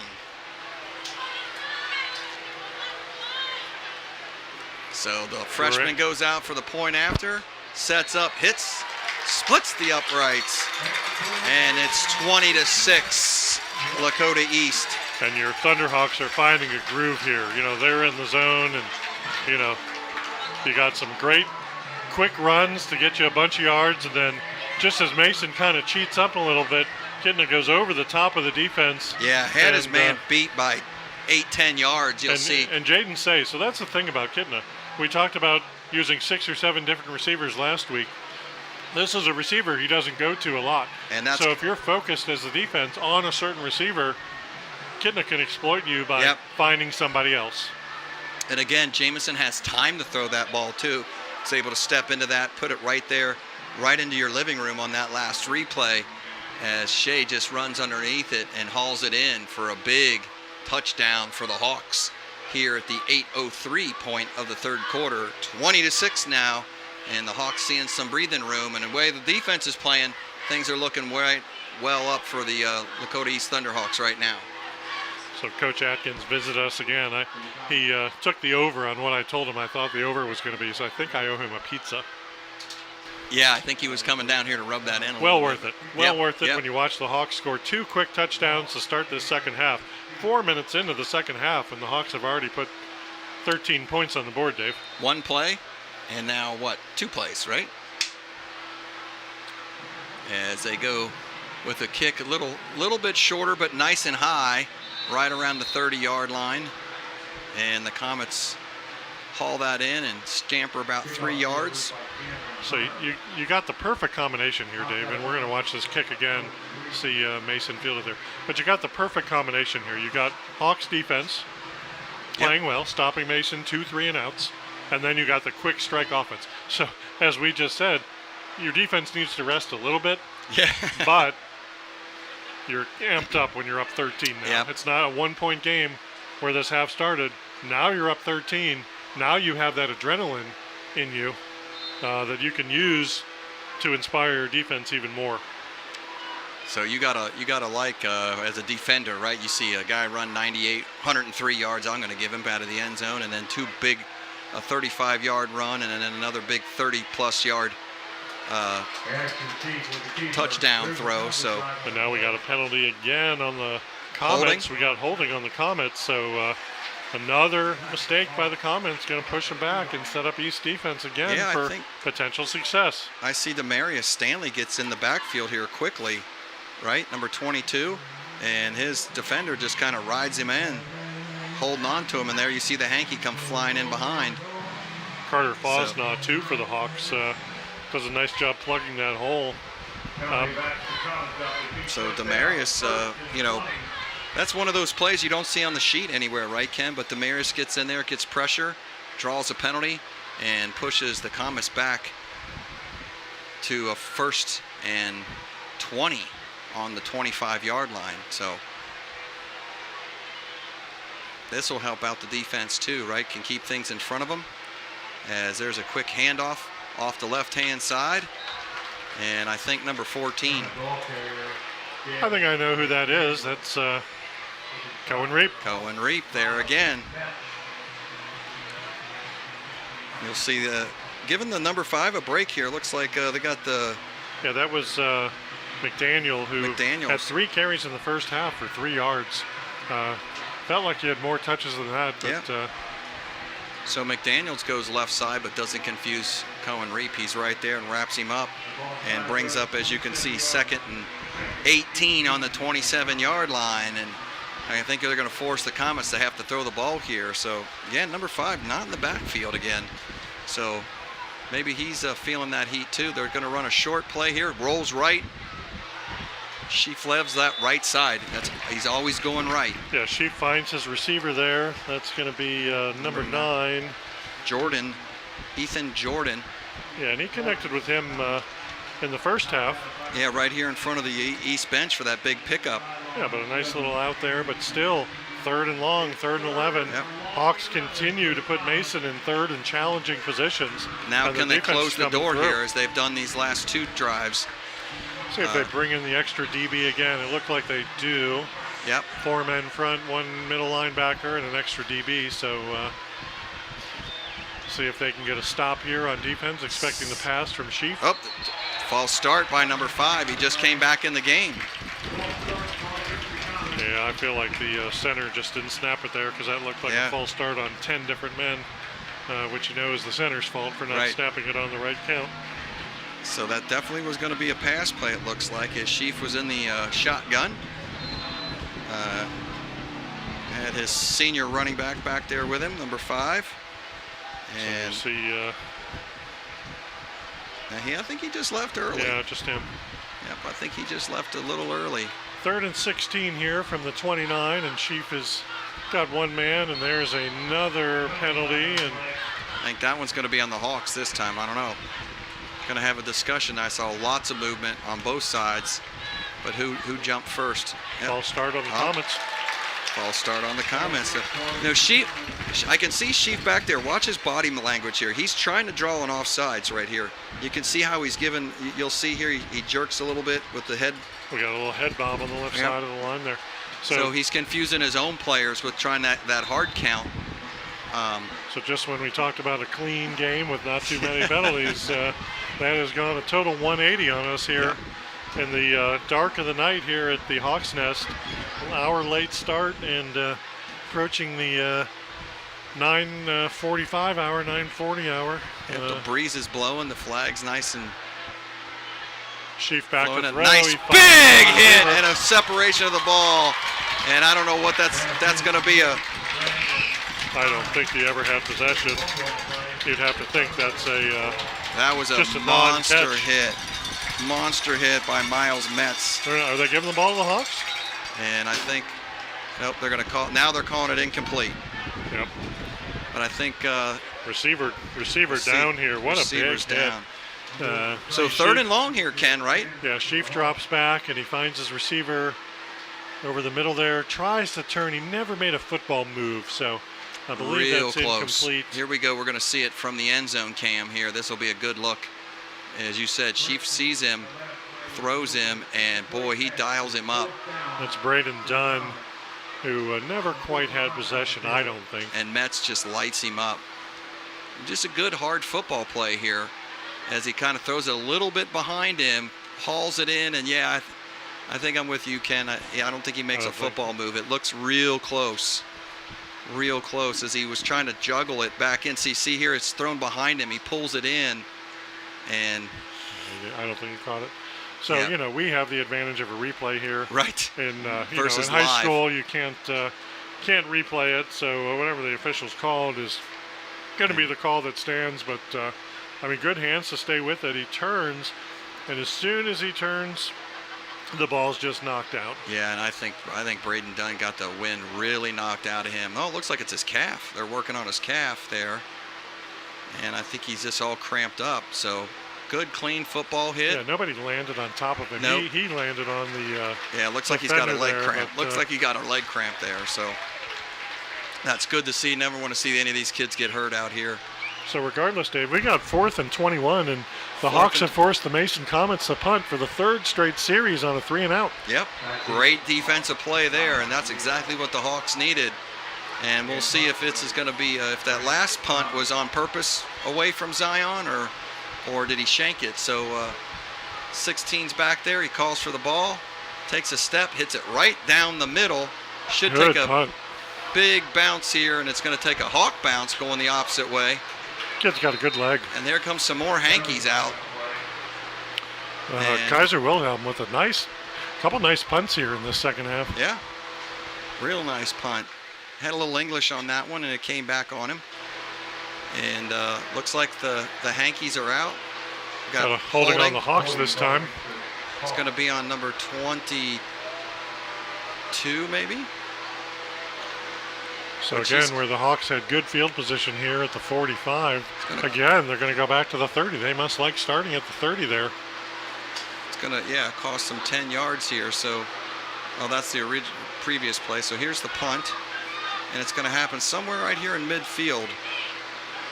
But see, again, Dave, there's no play on the ball. None. There's no logical, necessary need to hold anyone on that. Right. So Hawks going to start at their own 30, getting in the backfield. Same spot. He finds number 2, Williams. Williams on a quick. Williams scampers ahead for 7. Just a nice quick out there. So they tried that play quite a bit last week. They liked that last year a lot. That quick out right here. And this time they actually get good blocking by the tight end. Ryder Hooks there and the tight end. And Hooks. Tight end P.J. McFarland with some good blocking up there. So he gains 8 yards on that quick strike. And now Ryder's in the backfield. Jamison is in the shotgun. And he hands that one off to Hooks. He looks left-hand side, breaks one, breaks another, going up the sidelines and steps out after a decent gain. He's going to move the chains for a first down. Hawks. And the Hawks continue to have good success running around the left end. So who's ever blocking out there, I think it's McFarland as the tight end there, 77. Yep. With a phenomenal block there. That's Tyler Meadows. 71, 77 on that right-hand side. Yep, Sam Williams and Tyler Meadows. Just Hooks does step out of bounds there, but success over the left, around the left end has been great. So getting under center here. Yep, now the tight end in motion. Going to go back to Ryder Hooks, makes another move. Boy, his feet are quick. He just can tiptoe and scamper and make stuff happen out of nothing. And he's going to get another big gain here for about 9 yards. Maybe, nope, he's going to make more. He's going to get the first down. Yeah, clearly enough for the first down there, and what a run. I mean, what Hawks offense clicking on all cylinders here. Yeah, he makes that quick step, moves right, then comes back left, and just enough for the first down. Good so shot Ryder the Hook in there now, line. getting plenty of hands. Had just that one carry in the first half, and now we're seeing him quite a bit here in the second half, and that's good for the Hawks. As they, whoa, I'm not for sure what that happened. Yeah, that was Ryder intended Hooks for Hooks, and Williams was in the area too. Yeah, Ryder Hooks, I think, got tied up with some big boys up front there. got swallowed up. So you'll see Ryder coming out of the backfield here, and he just gets runs into his own man. Just gets swallowed up by some offensive and defensive players here. Getting Now the hands off to Peck, and Peck tries to go. cut back and gets hit right about at the line of scrimmage. So Peck, a lot of success in the first half. You'll see him here. He's trying to stretch this out and decides to cut this in, but finds the linebacker coming across. So that brings up 3rd and 10 for the Hawks. So on Mason's 45, you'd have to assume you might be in 4-down territory. Yeah. I don't know. We'll see what they do with this play, see what right? happens here, but you need to get 5 or 6 to even consider going for it on 4th. I think if they get 5 or 6, that'll be a 4-down territory. If it's 4th and 10, probably take the yardage and kind of pin them down inside that 15-yard line if you can. But and little we're going to run out of time here. Yeah, confusion there in the Hawks, and they're going to take a timeout to think about it. While they think about it, I want to just thank Westchester Cable again. We've got some streamers watching the game at home. We've got parents, grandparents, players that are going to watch the playback here, and being able to do this live so that those who can't come out to the stadium right now, might be out of town, might have other things going on, can watch the game live and know what's going on and watch their friends and family play football. So fantastic camera crew and production crew. Adam and Justin in the truck there do a great job. And our volunteers too, running the cameras down on the field and giving us these great shots. None better. And you and I get to sit up here in the sauna. Absolutely, in this un-air conditioned booth, but hey, where else would we want to be on a Friday night? Fantastic. Here at the Hawks Nest, watching the Thunderhawks up 20-6 over the rival down the street, Mason Comets. So Kitna's got Peck in the backfield with him. 3rd and 10, he's in a shotgun. You see Jamison, like you were talking about, reading defense, pointing things out right there as he calls the play, gets good protection by Peck. Yeah. And there's a tip ball, and luckily for the Hawks, that finds the AstroTurf. Yeah, I want to watch Chauncey Peck there protect Jamison. He took a big hit. We're going to see on the right-hand side of your screen gets pancaked, but has the protections there, and that ball is just tipped up by number 17 for Mason. So the defensive end, that big number 90 defensive end rolls Peck, but now looks like Jamison's going to make a little pooch punt here, and it's going to make a wrong turn for the Hawks as the ball was down inside the 25-yard line, maybe 24-yard line. But just an unfortunate bounce as the nose of the ball hits the turf and goes the wrong way for the Hawks, the right way for Mason. But I kind of expected that. They did that last week with Kitna, and you and I called it the Danny White play back in the Dallas Cowboys days of the 80s. But, Kitna, good punt. I mean, if it bounces the other way, it's going to be inside the 20. Yeah, you pin Mason inside the 20 or even the 10. A little extracurricular between P.J. McFarland and Noah Dowers. Yep. But, again, Mason not able to move the ball yet in this third quarter. So they'll start out at their 32-yard line, go off the left-hand side where they've had some success. Chief hands off to Ed Sonia. Ed Sonia back in the backfield again. And he picks up a couple. Makes it 2nd and 5, maybe 4.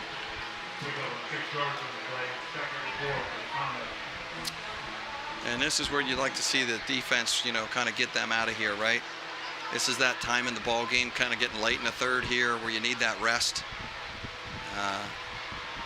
Hawks looking for run, and there goes big number 5 again off the left-hand side again. Sonia goes again, and Carson Schroyer says, Schroyer gets him. Not on my watch. So going to bring up third down again, third and short this time.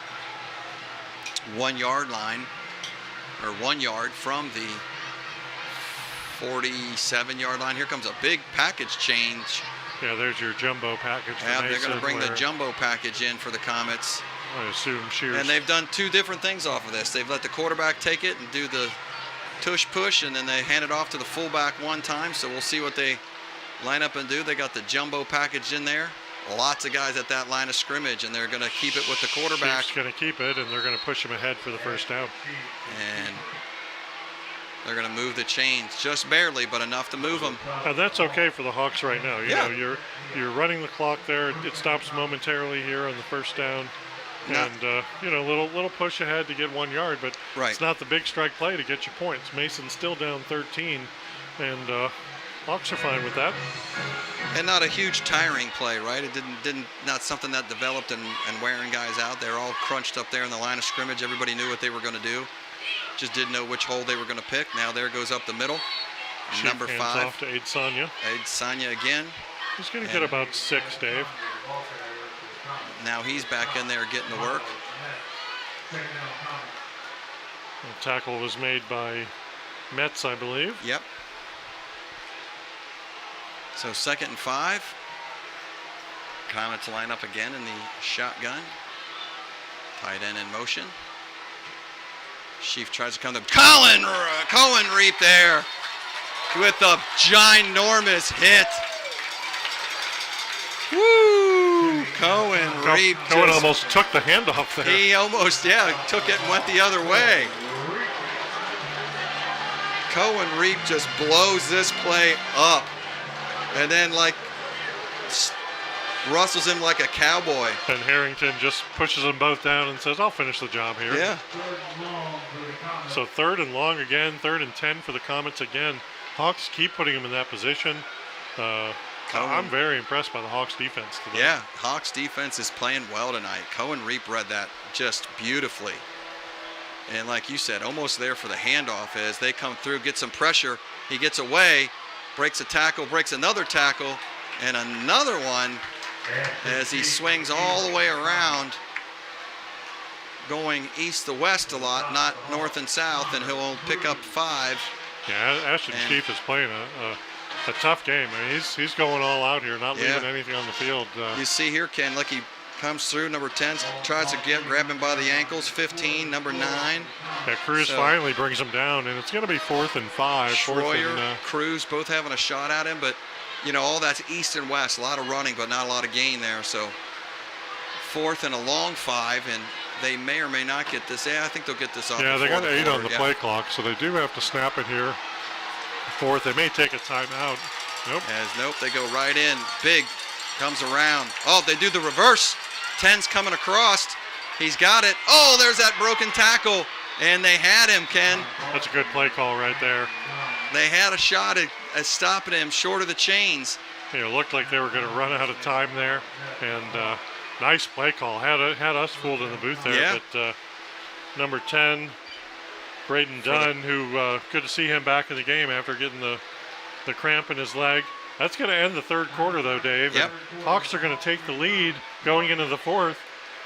Lakota East Thunderhawks 20, Mason Comets 6.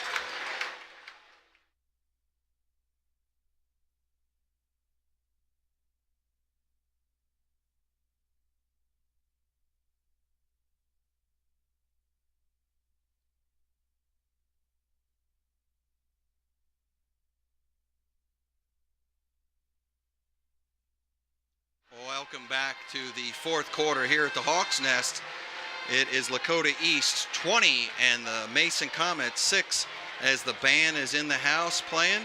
The students are still here, Ken, and they're seeing a great football game by their Lakota East Thunderhawks tonight. Yeah, you know, we had a 7-6 game at the half, and the Hawks pretty much dominated the 3rd quarter. Mason could not get a first down, And Hawks wound up scoring on 2 quick strike plays, a 1-play drive and a 2-play drive on the first 2 times they had the ball.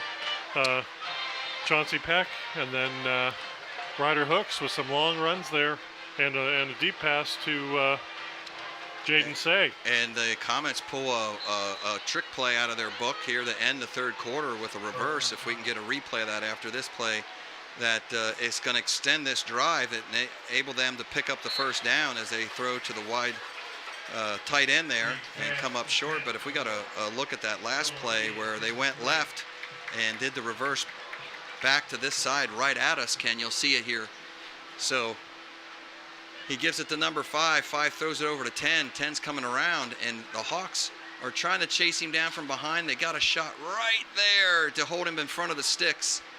And just can't come up with that open field tackle to shut him down. Yeah, relatively decent containment by the corner. Yep. Just couldn't finish the tackle there. And that's how the quarter ended, and the Comets moved the chains. Now Sheaf goes right side, as he likes, on a quarterback keeper. And climbs the ladder. Yeah, he tries to climb the ladder, and he's going to pick up about 15 yards and get another first down for the Comets. So very good drive here, and the Hawks had a few times to shut this drive down, and they really need to shut them out here, and this is what they've been doing from the game, right, is they have let the Comets drive right down to here inside the red zone and then been shutting the door, and so they really need to do that again here and hold them to either nothing or 3, as now they go to McDaniels over there, and looks he's like having a rough go, but he hasn't gotten too many positive yards there. Carson Schroyer brings him down. Schroyer, yep, on the tackle. So, now you got some clock management for Yep. East. Can East have a long sustained drive without making too many mistakes? Obviously you'd love to be up 13. If you're up 7, can you ball control, right, for a long extended period of time? But let's not worry about that. Let's get a stop here. Yeah, McDaniels gets no gain on that play as Schroyer goes back in the shotgun. There's a hard count. Someone jumped. And he's been doing that pretty successfully tonight, sometimes confusing his own guys, sometimes drawing the Hawks off. That time he's going to catch the Hawks for 5 yards, and you're going to give him a short 2nd and 5 now from the 15-yard line. You know who we haven't seen, Dave, is 0 for Mason. Preston Estoista. Yep. We were told he's he's got offers from Army and Navy and UMass. Yep. He must be hurt if we haven't seen him. Haven't been able to call his number yet tonight. So yeah, that was the news we got from the Mason booth. And so now the blitz comes. They set up a nice screen play and a big hit over there down the sidelines by number 7. Adesanya with the catch, but Ashton. Is that Cole? Ashton Chafe has taken some hits there. Some hard hits, but he keeps ticking, so tough kid, Mason quarterback. So this is a draw play the whole way, right? They let them all come through. They got offensive linemen out there, big number 5, and great open field tackle by Cole Miranda. Miranda gets in there and makes a nice hit. Not till he gets out of bounds, though, which good for the Comets, because now the clock's kind of the Comets. First and 10 from the 15. Not friendly to the Comets here, the clock is, so him getting out of bounds, they reset it, and it's going to be first. Now the scoreboard can't be right there. Look, he's inside the personal foul, roughing the passer, so that's going to move half the distance and is going to let the Comets get inside the 3-yard line and go off the right-hand side, and I think he just found the inside of that pylon for a touchdown for Mason. Yep, Adesanya touches the end zone for the first time for the Comets tonight. So there's the Comets student section. Got something to cheer about down there. But not till the penalty, right? The penalty helps put them inside the 5-yard line there. Yeah, you don't want to self-implode there with the mistakes. No. Here are the Hawks. Max Gould there lines up for the PAT.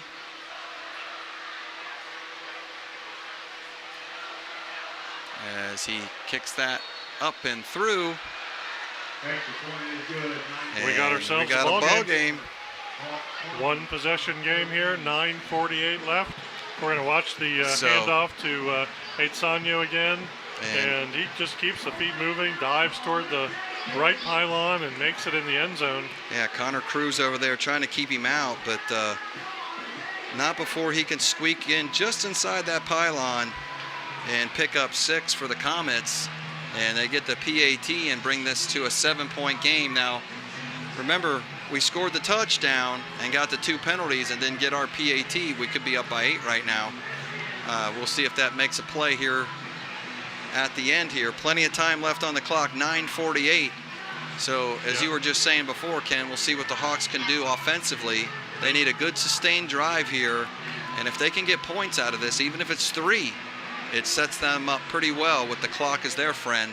Yeah, I don't think you can change what you're doing right now. You've scored on some quick plays. Yep. So I don't think you want to change what you're doing and now think, oh, let me just try and get it first. Let me just try and get it first. Let me just try and get it first.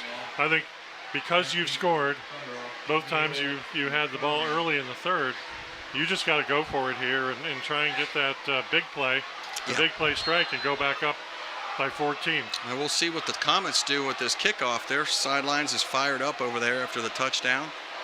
And they've kind of gone short late, and they go short again. Big bounce, and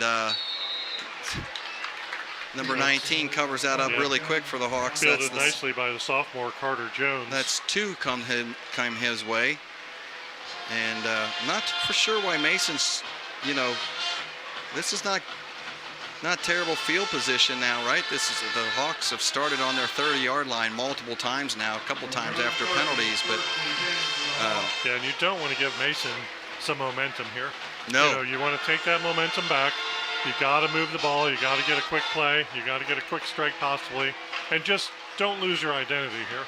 Don't do something you're not used to doing at this point. So. Yeah, stick to the game plan, like you said. What's been working, stick with it. So Jamison goes right down the middle to the tight end, and he finds number 80, and he's going to get caught from behind, but not after a huge pickup. Chris Boyer. That is almost the exact play they ran last week on Centerville for the 74-yarder. Yeah, there's a big, strong Chris Boyer. He's a junior, getting a nice catch last week, but just streaks down the middle, holds the ball nicely. Yep. I think I knew Chris when he was 3 or 4 years old, so it's so interesting for me to see him as Boyer with the big, as a 17-year-old, 16-year-old. Big run, but I'm going to say this, Ken. It's the rushing, right, that opens that up, that brings makes those linebackers come downhill a little bit. The safety came down, so that you see the play action by Jamison sucks all those guys in, and there was nobody in the middle of the field. And the protection too, and the unpredictability. Are you going to run? You're going to pass. A lot of teams there get the ball back. They're going to be conservative and run the ball up the middle. So nice play call, finding a receiver that hasn't touched the ball yet, just like they did on the touchdown play in the third quarter. But moving the ball here, and now we got allowing some substitutions here. So Ryder Hook's back in there in the backfield, and again, his success makes those guys be honest at the line of scrimmage. And those linebackers, and like you said, boy, that was just a... got a little problem with the chain gang over there. Got a little repair on the chain gang there. So Hawks get a big 46-yard, 47-yard strike, and gets the ball down to about the 22-yard line. Kidna flips back to Hooks, and Hooks finds a hole. Yeah. A lot of laundry on that play coming out. Flags everywhere. Got holding on the Hawks. Wondering if that's the only penalty, because there's all kinds of laundry out there. Gonna watch this again here. Here's a long nice big back. pitch. Where's the holding? So it has to be somewhere right there. Yep, the grab. Yep, saw the jersey. That's where those 2 flags come in, so that might have been on the tight end possibly. Logan Kallenbach, sophomore tight end. But Hawks maintain possession here, 9:06 And time running down. And running, which is a good thing. So, yep, that backs them up to the 30-yard line. Looks like Peck in the backfield. Yep. And he goes to the right of Kitna. Kitna takes it. He's going to sling it off. Back to Boyer. And that time the blocking was not there on that quick hitch. Christopher Boyer with his second catch of the series and second catch of the game. He had one catch last week, so you see there on the replay where the tight end has it. Boyer had 5 catches against Centerville. Tight end had a good block, but that play only works if both of those receivers get that block, right, on that quick hitch.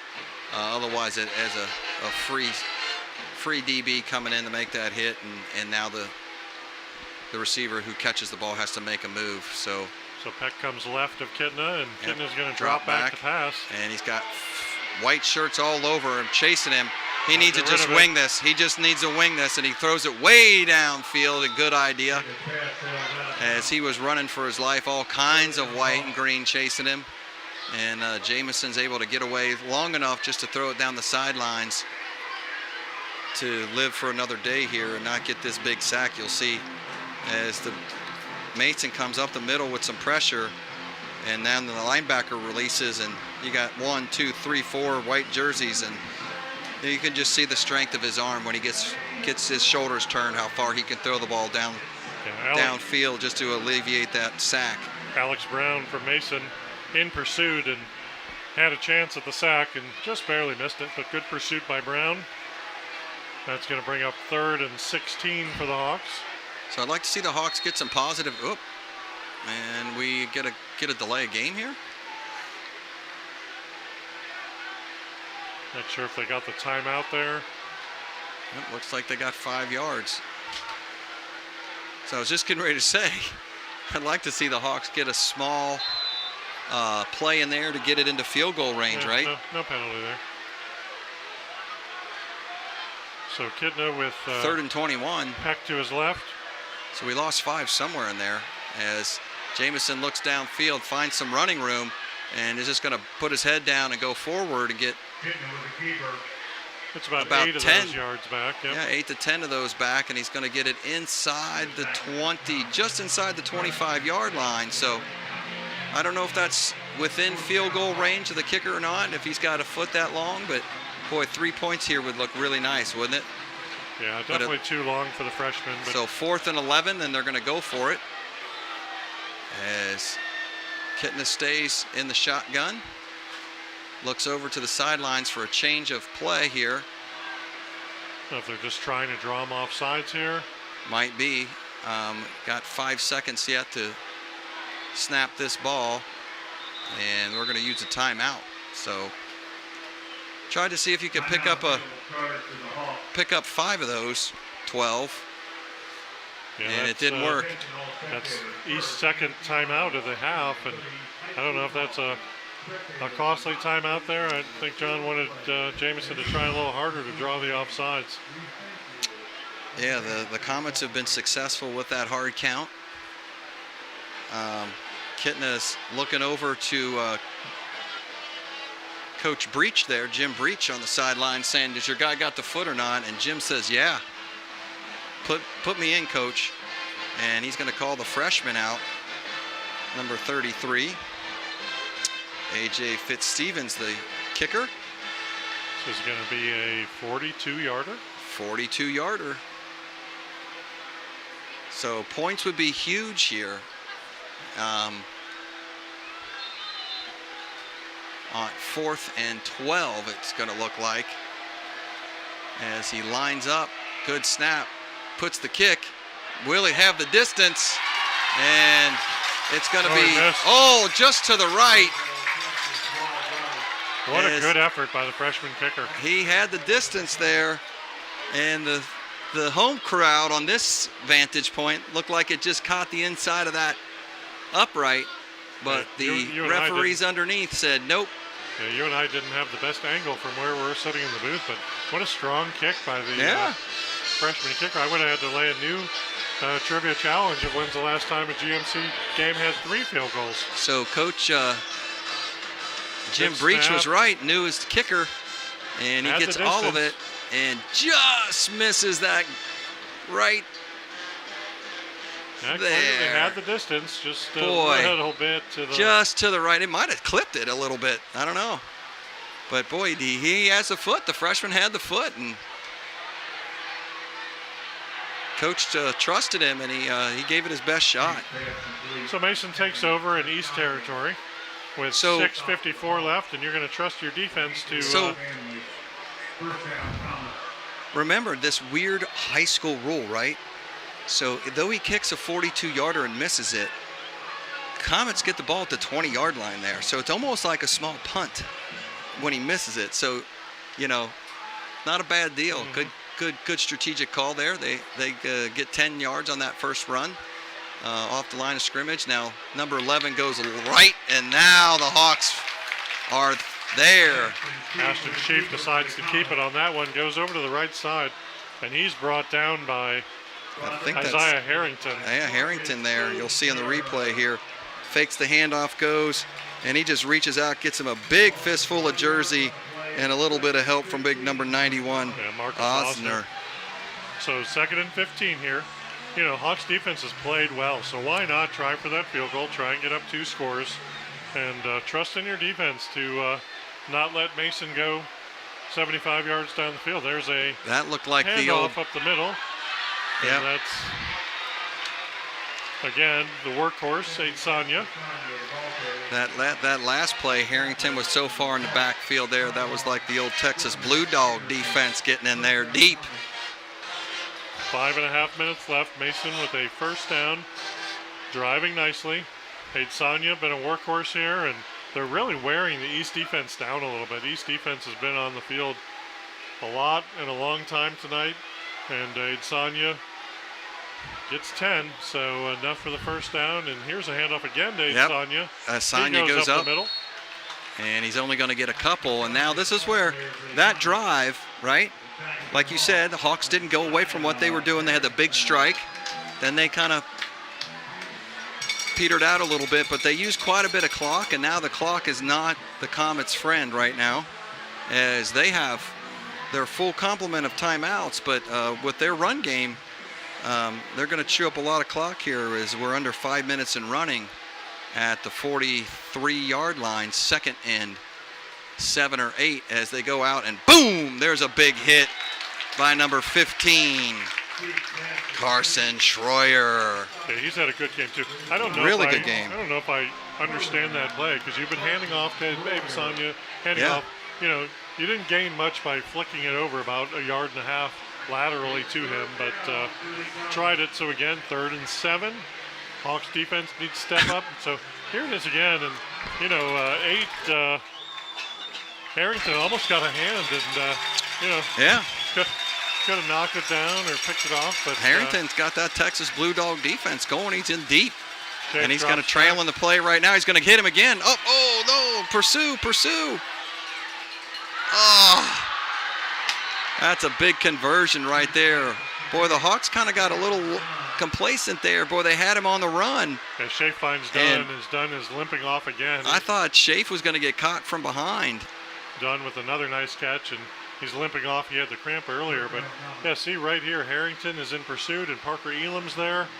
22's right there, 55, and then Reap steps up, and 10. Miranda almost gets a hand on it, but first down for Mason. Yep. 3.5 minutes left. Move the chain, stop the clock, reset, first down, going right up the middle here.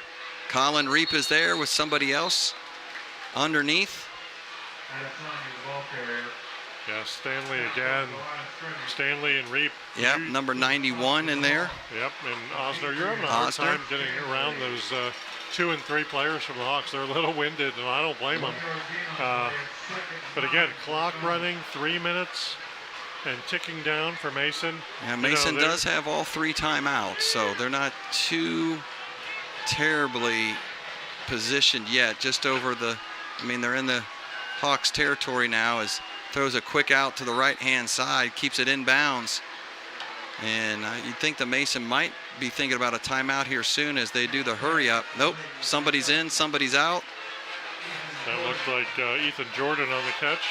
one of the favorite targets for Schaaf, and this time Schaaf gives it to Abasano, and he's got nowhere to go. The Hawks were ready for that on that quick run. So what do we got here between Reef? I don't know. 61 there, but Abasano goes right into that wall of the Hawks. Gideon in on the tackle, Reap on the tackle, Parker Elam. 61 kind of bouncing around. We got people out on the field. I'm not too for sure here. Yeah, it looks like somebody's still down. Looks like one of the Mason. Got one of the trainers out there. I don't know what the refs have. Don't know that the trainer's out there right now. As they reset the ball and just keep control of the game and make sure things are. Running, though. Why is the clock not running? I don't know. It's a great question. 4th and 2. If I was Coach Kidna, I'd be like, why is the clock not running? This is like a free timeout for Mason right here. And they didn't call a timeout. Nobody got a first down. I don't know, unless the ball was loose. I don't know. No idea. Still the clock should be running here. Looks like one of the Hawks is down now. So it looks like they're calling up to the booth right now. As 2:22, they put time back on the clock. And wind it, dude. What are you waiting on? There we go. Clock is now running. As 4th and 2. 4th and short. They got the jumbo package in there, and he's going to get hit at the line of scrimmage. Wow, and what a defensive big play. Hit by who? Cohen Reef. Cohen Reef. He was mixed up in whatever was going on in the play before, and I'll tell you what, he didn't need any extra juice to get him fired up. He came flying through that line of scrimmage in the jumbo package, Ken, and he just blows this thing up. You know what, though? 22, Demetrius Stanley got a hand on the quarterback as he was handing it off. See Stanley get there and Reap. What a game. I mean, he has had a huge game. Defensive players as player of the game, but he's got to be player of the game. I would give him player of the game. Cohen Reap is just creating havoc out there. So you got 2 minutes and 12 seconds left. The Comets have 2 timeouts. And Kidna in a shotgun, he hands it off to 17 to Peck. And Peck goes down. Mason's going to take a timeout here, stop the clock with 2:04. Yep. So big defensive stand right there. 4th and 1. Comets bring that jumbo package in. They've been successful with all night long, either having the quarterback sneak in there or having it to the running back and having those 2 big jumbos. Here it is again, Ken, like you said. 22 does get, well, you know what? You're right. 22 pushes 63 for the Comets into his own quarterback. Yeah, and delayed the handoff a little bit to right here Reap to get in. And then Reap just blows it up. And number 5 is a big boy for him to go rustling down. And he threw him down quickly. So now, if you're the Hawks, you've got, you know Mason's going to expect the run. Yep. And can your line, I would go off the left side. Yeah, that's been successful. That's been successful. Most of the night.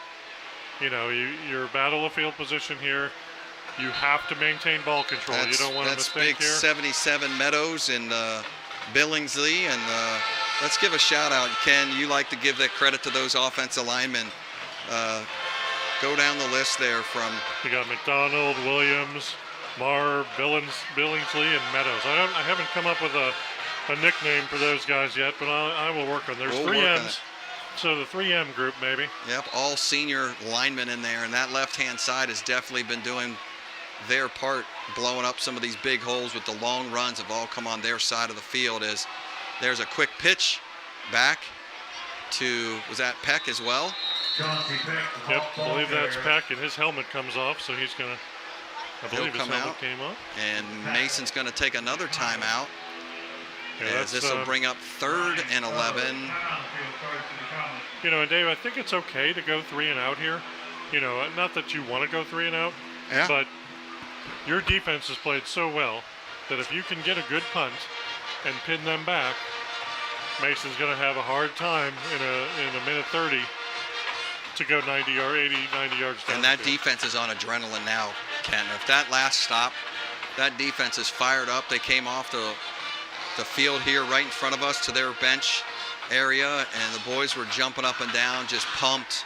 After a really long night, those boys have laid it out on the field, and boy, they're going to sleep well tonight, that's for sure. Yeah, we got to find a way to get Fox 19 out here for the pregame morning show. There you go.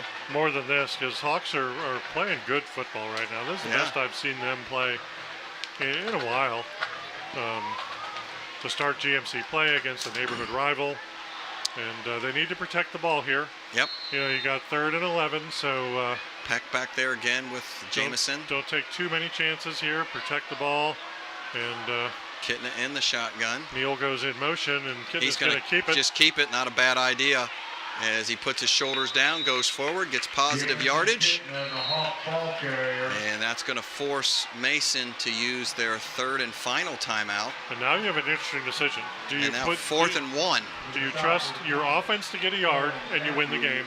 Or do you punt the ball and trust your defense to win the game for you? I kind of like this play that they just ran with Kittner just keeping it himself and putting his shoulder down and picking up a yard here. I don't know. I'd hate to see them give Mason such a short field. It's about 4th and 4. If it was 4th and 1 or 2, I'd think about it. I think they have to punt here and pin Mason deep. On paper, that's the right things to do, right? Let Cohen Reap win the game for you. Yeah, the player of the game, Cohen Reap, number 14 for the Hawks, just putting it all out on the line today, playing huge in the heat.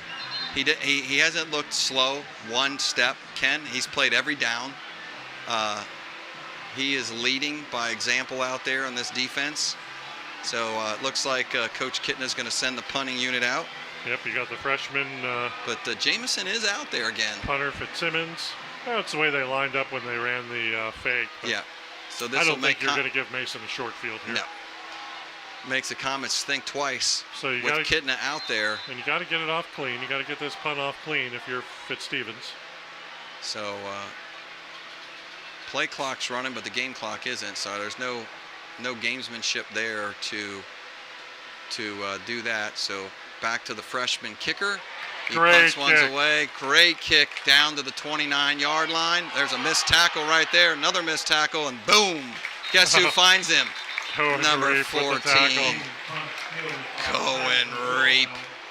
All right, so let's set the stage here, Dave. You 139. Got, Mason Comets down 7 to the Hawks. You got a minute 39 left, and about 65 yards to go for the Hawks there. A little outkicked his coverage a little bit, but number 2 slowed him down, Williams, and then Reap is there to finish the job. So, Reap and Metz. And what do we got here? We got a penalty? Looks like we had a penalty, and then looks like the Comets made that same mistake the Hawks have made a few times on the special teams. Penalty way away from the play, had nothing to do with the play. Yeah, I didn't see the flag. I think thrown, it was, but, I think at midfield maybe. And where are they going? They're going all the way to the 10. Wow.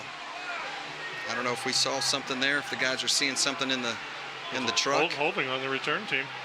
So from the spot of the catch. So now Mason has to go 90 yards on this. So here we go. Here's the punt, Ken. So now, Dave, we got to make sure nobody gets behind our DBs here. I don't see any hankies out there yet. Shafe to throw, and it falls incomplete. Yeah, I'm searching this replay right here, Ken, as they run that first play. It had to be way at the line of scrimmage somewhere. Like you said, again, big mistake by the Comets, a play that's nowhere near what's going on. The ball's way down here, and that puts them way, way back into the... Yeah, so make sure nobody gets behind you here. We've got our extra DB package here, and Shafe in the shotgun from his 5-yard line. First down play was incomplete to Dunn, and now Shafe is going to look. There comes some pressure. He's getting pushed out. There's going to be a sack, and that's going to shut the door right there. Big number 91. Marcus Osner, who's been all over the place for a while. Osner in there for several plays tonight, helping out, playing that nose tackle. And the defense of line and the linebackers is doing their thing as Schaaf now rolls right. It's just going to keep it, finds a little bit of yardage, and looks like number 55. Parker Elam and Demetrius Stanley bring him down. So 4th and ball game here, 4th and 10, minute left. Mason with no under a minute. timeouts. Here's Schaaf in his own end zone. He's keeping it the whole way, trying to find something. And 4th down, and here's the ball game. Schaaf back to pass. he's just going to have to wing it up here. It's coming right out the east sidelines as number 10. Completed. Braden Dunn hauls that in and gets them out from their goal line and gives them a little reprieve here at 42.8 seconds and still 75 yards to go to make anything difference here, because field goal doesn't help you. They got to get it into the end zone. Like you said, Hawks know that. Stay deep. Don't let anybody behind you. Keep everything in front of you. Catch and hit if there's anything. There's a quick out again, the number 10, but that's the wrong place, not by the sideline. Yeah.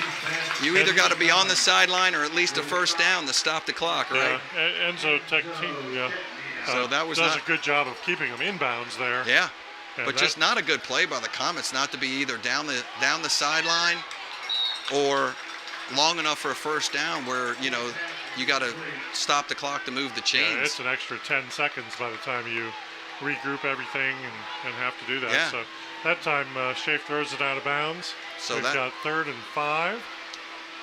Yeah, that time they were going down the sideline, but the receiver cut the pattern off, but Schaaf had already unleashed it downfield. So you got to contain if you're the Hawks. You got to drop back a little deeper on your East safeties. Student section happy there with the lights on, and that'll be an incomplete with about 17 seconds left, and it's going to bring up 4th down and 5. So we'll see if the Hawks drop everybody back and play some containment here. Can't give up anything long. Yep. 4th down and ball game again. Mason was in this position before and got enough for the first down. Yeah. So 4th and 5 with 17 seconds. Schaaf is in the shotgun, looks back, doesn't see anybody, and there's another big sack, this time by number 22. That's Demetrius Stanley, who's been in several plays tonight, and finally comes up with a big one on 4th and 5. He sacks Schaaf for a loss and a change of possession. And now the Hawks just take a knee in the victory formation. Yep, just need to snap it once, and then they can go to the locker room and celebrate on this first GMC win of 2024. Congratulations to the Hawks. Well played game by the Comets. Kitna takes the knee, flips the ball in the air, and that'll roll the clock down. And Ken, boy, this is one of the best games East has played in a while, and boy, they've played it well on both sides of the ball. So that'll be it from the Hawks Nest. Your Lakota East Thunderhawks 20 and the Mason Comets 13. Dave Royce, Ken Yablonsky out. Till next time.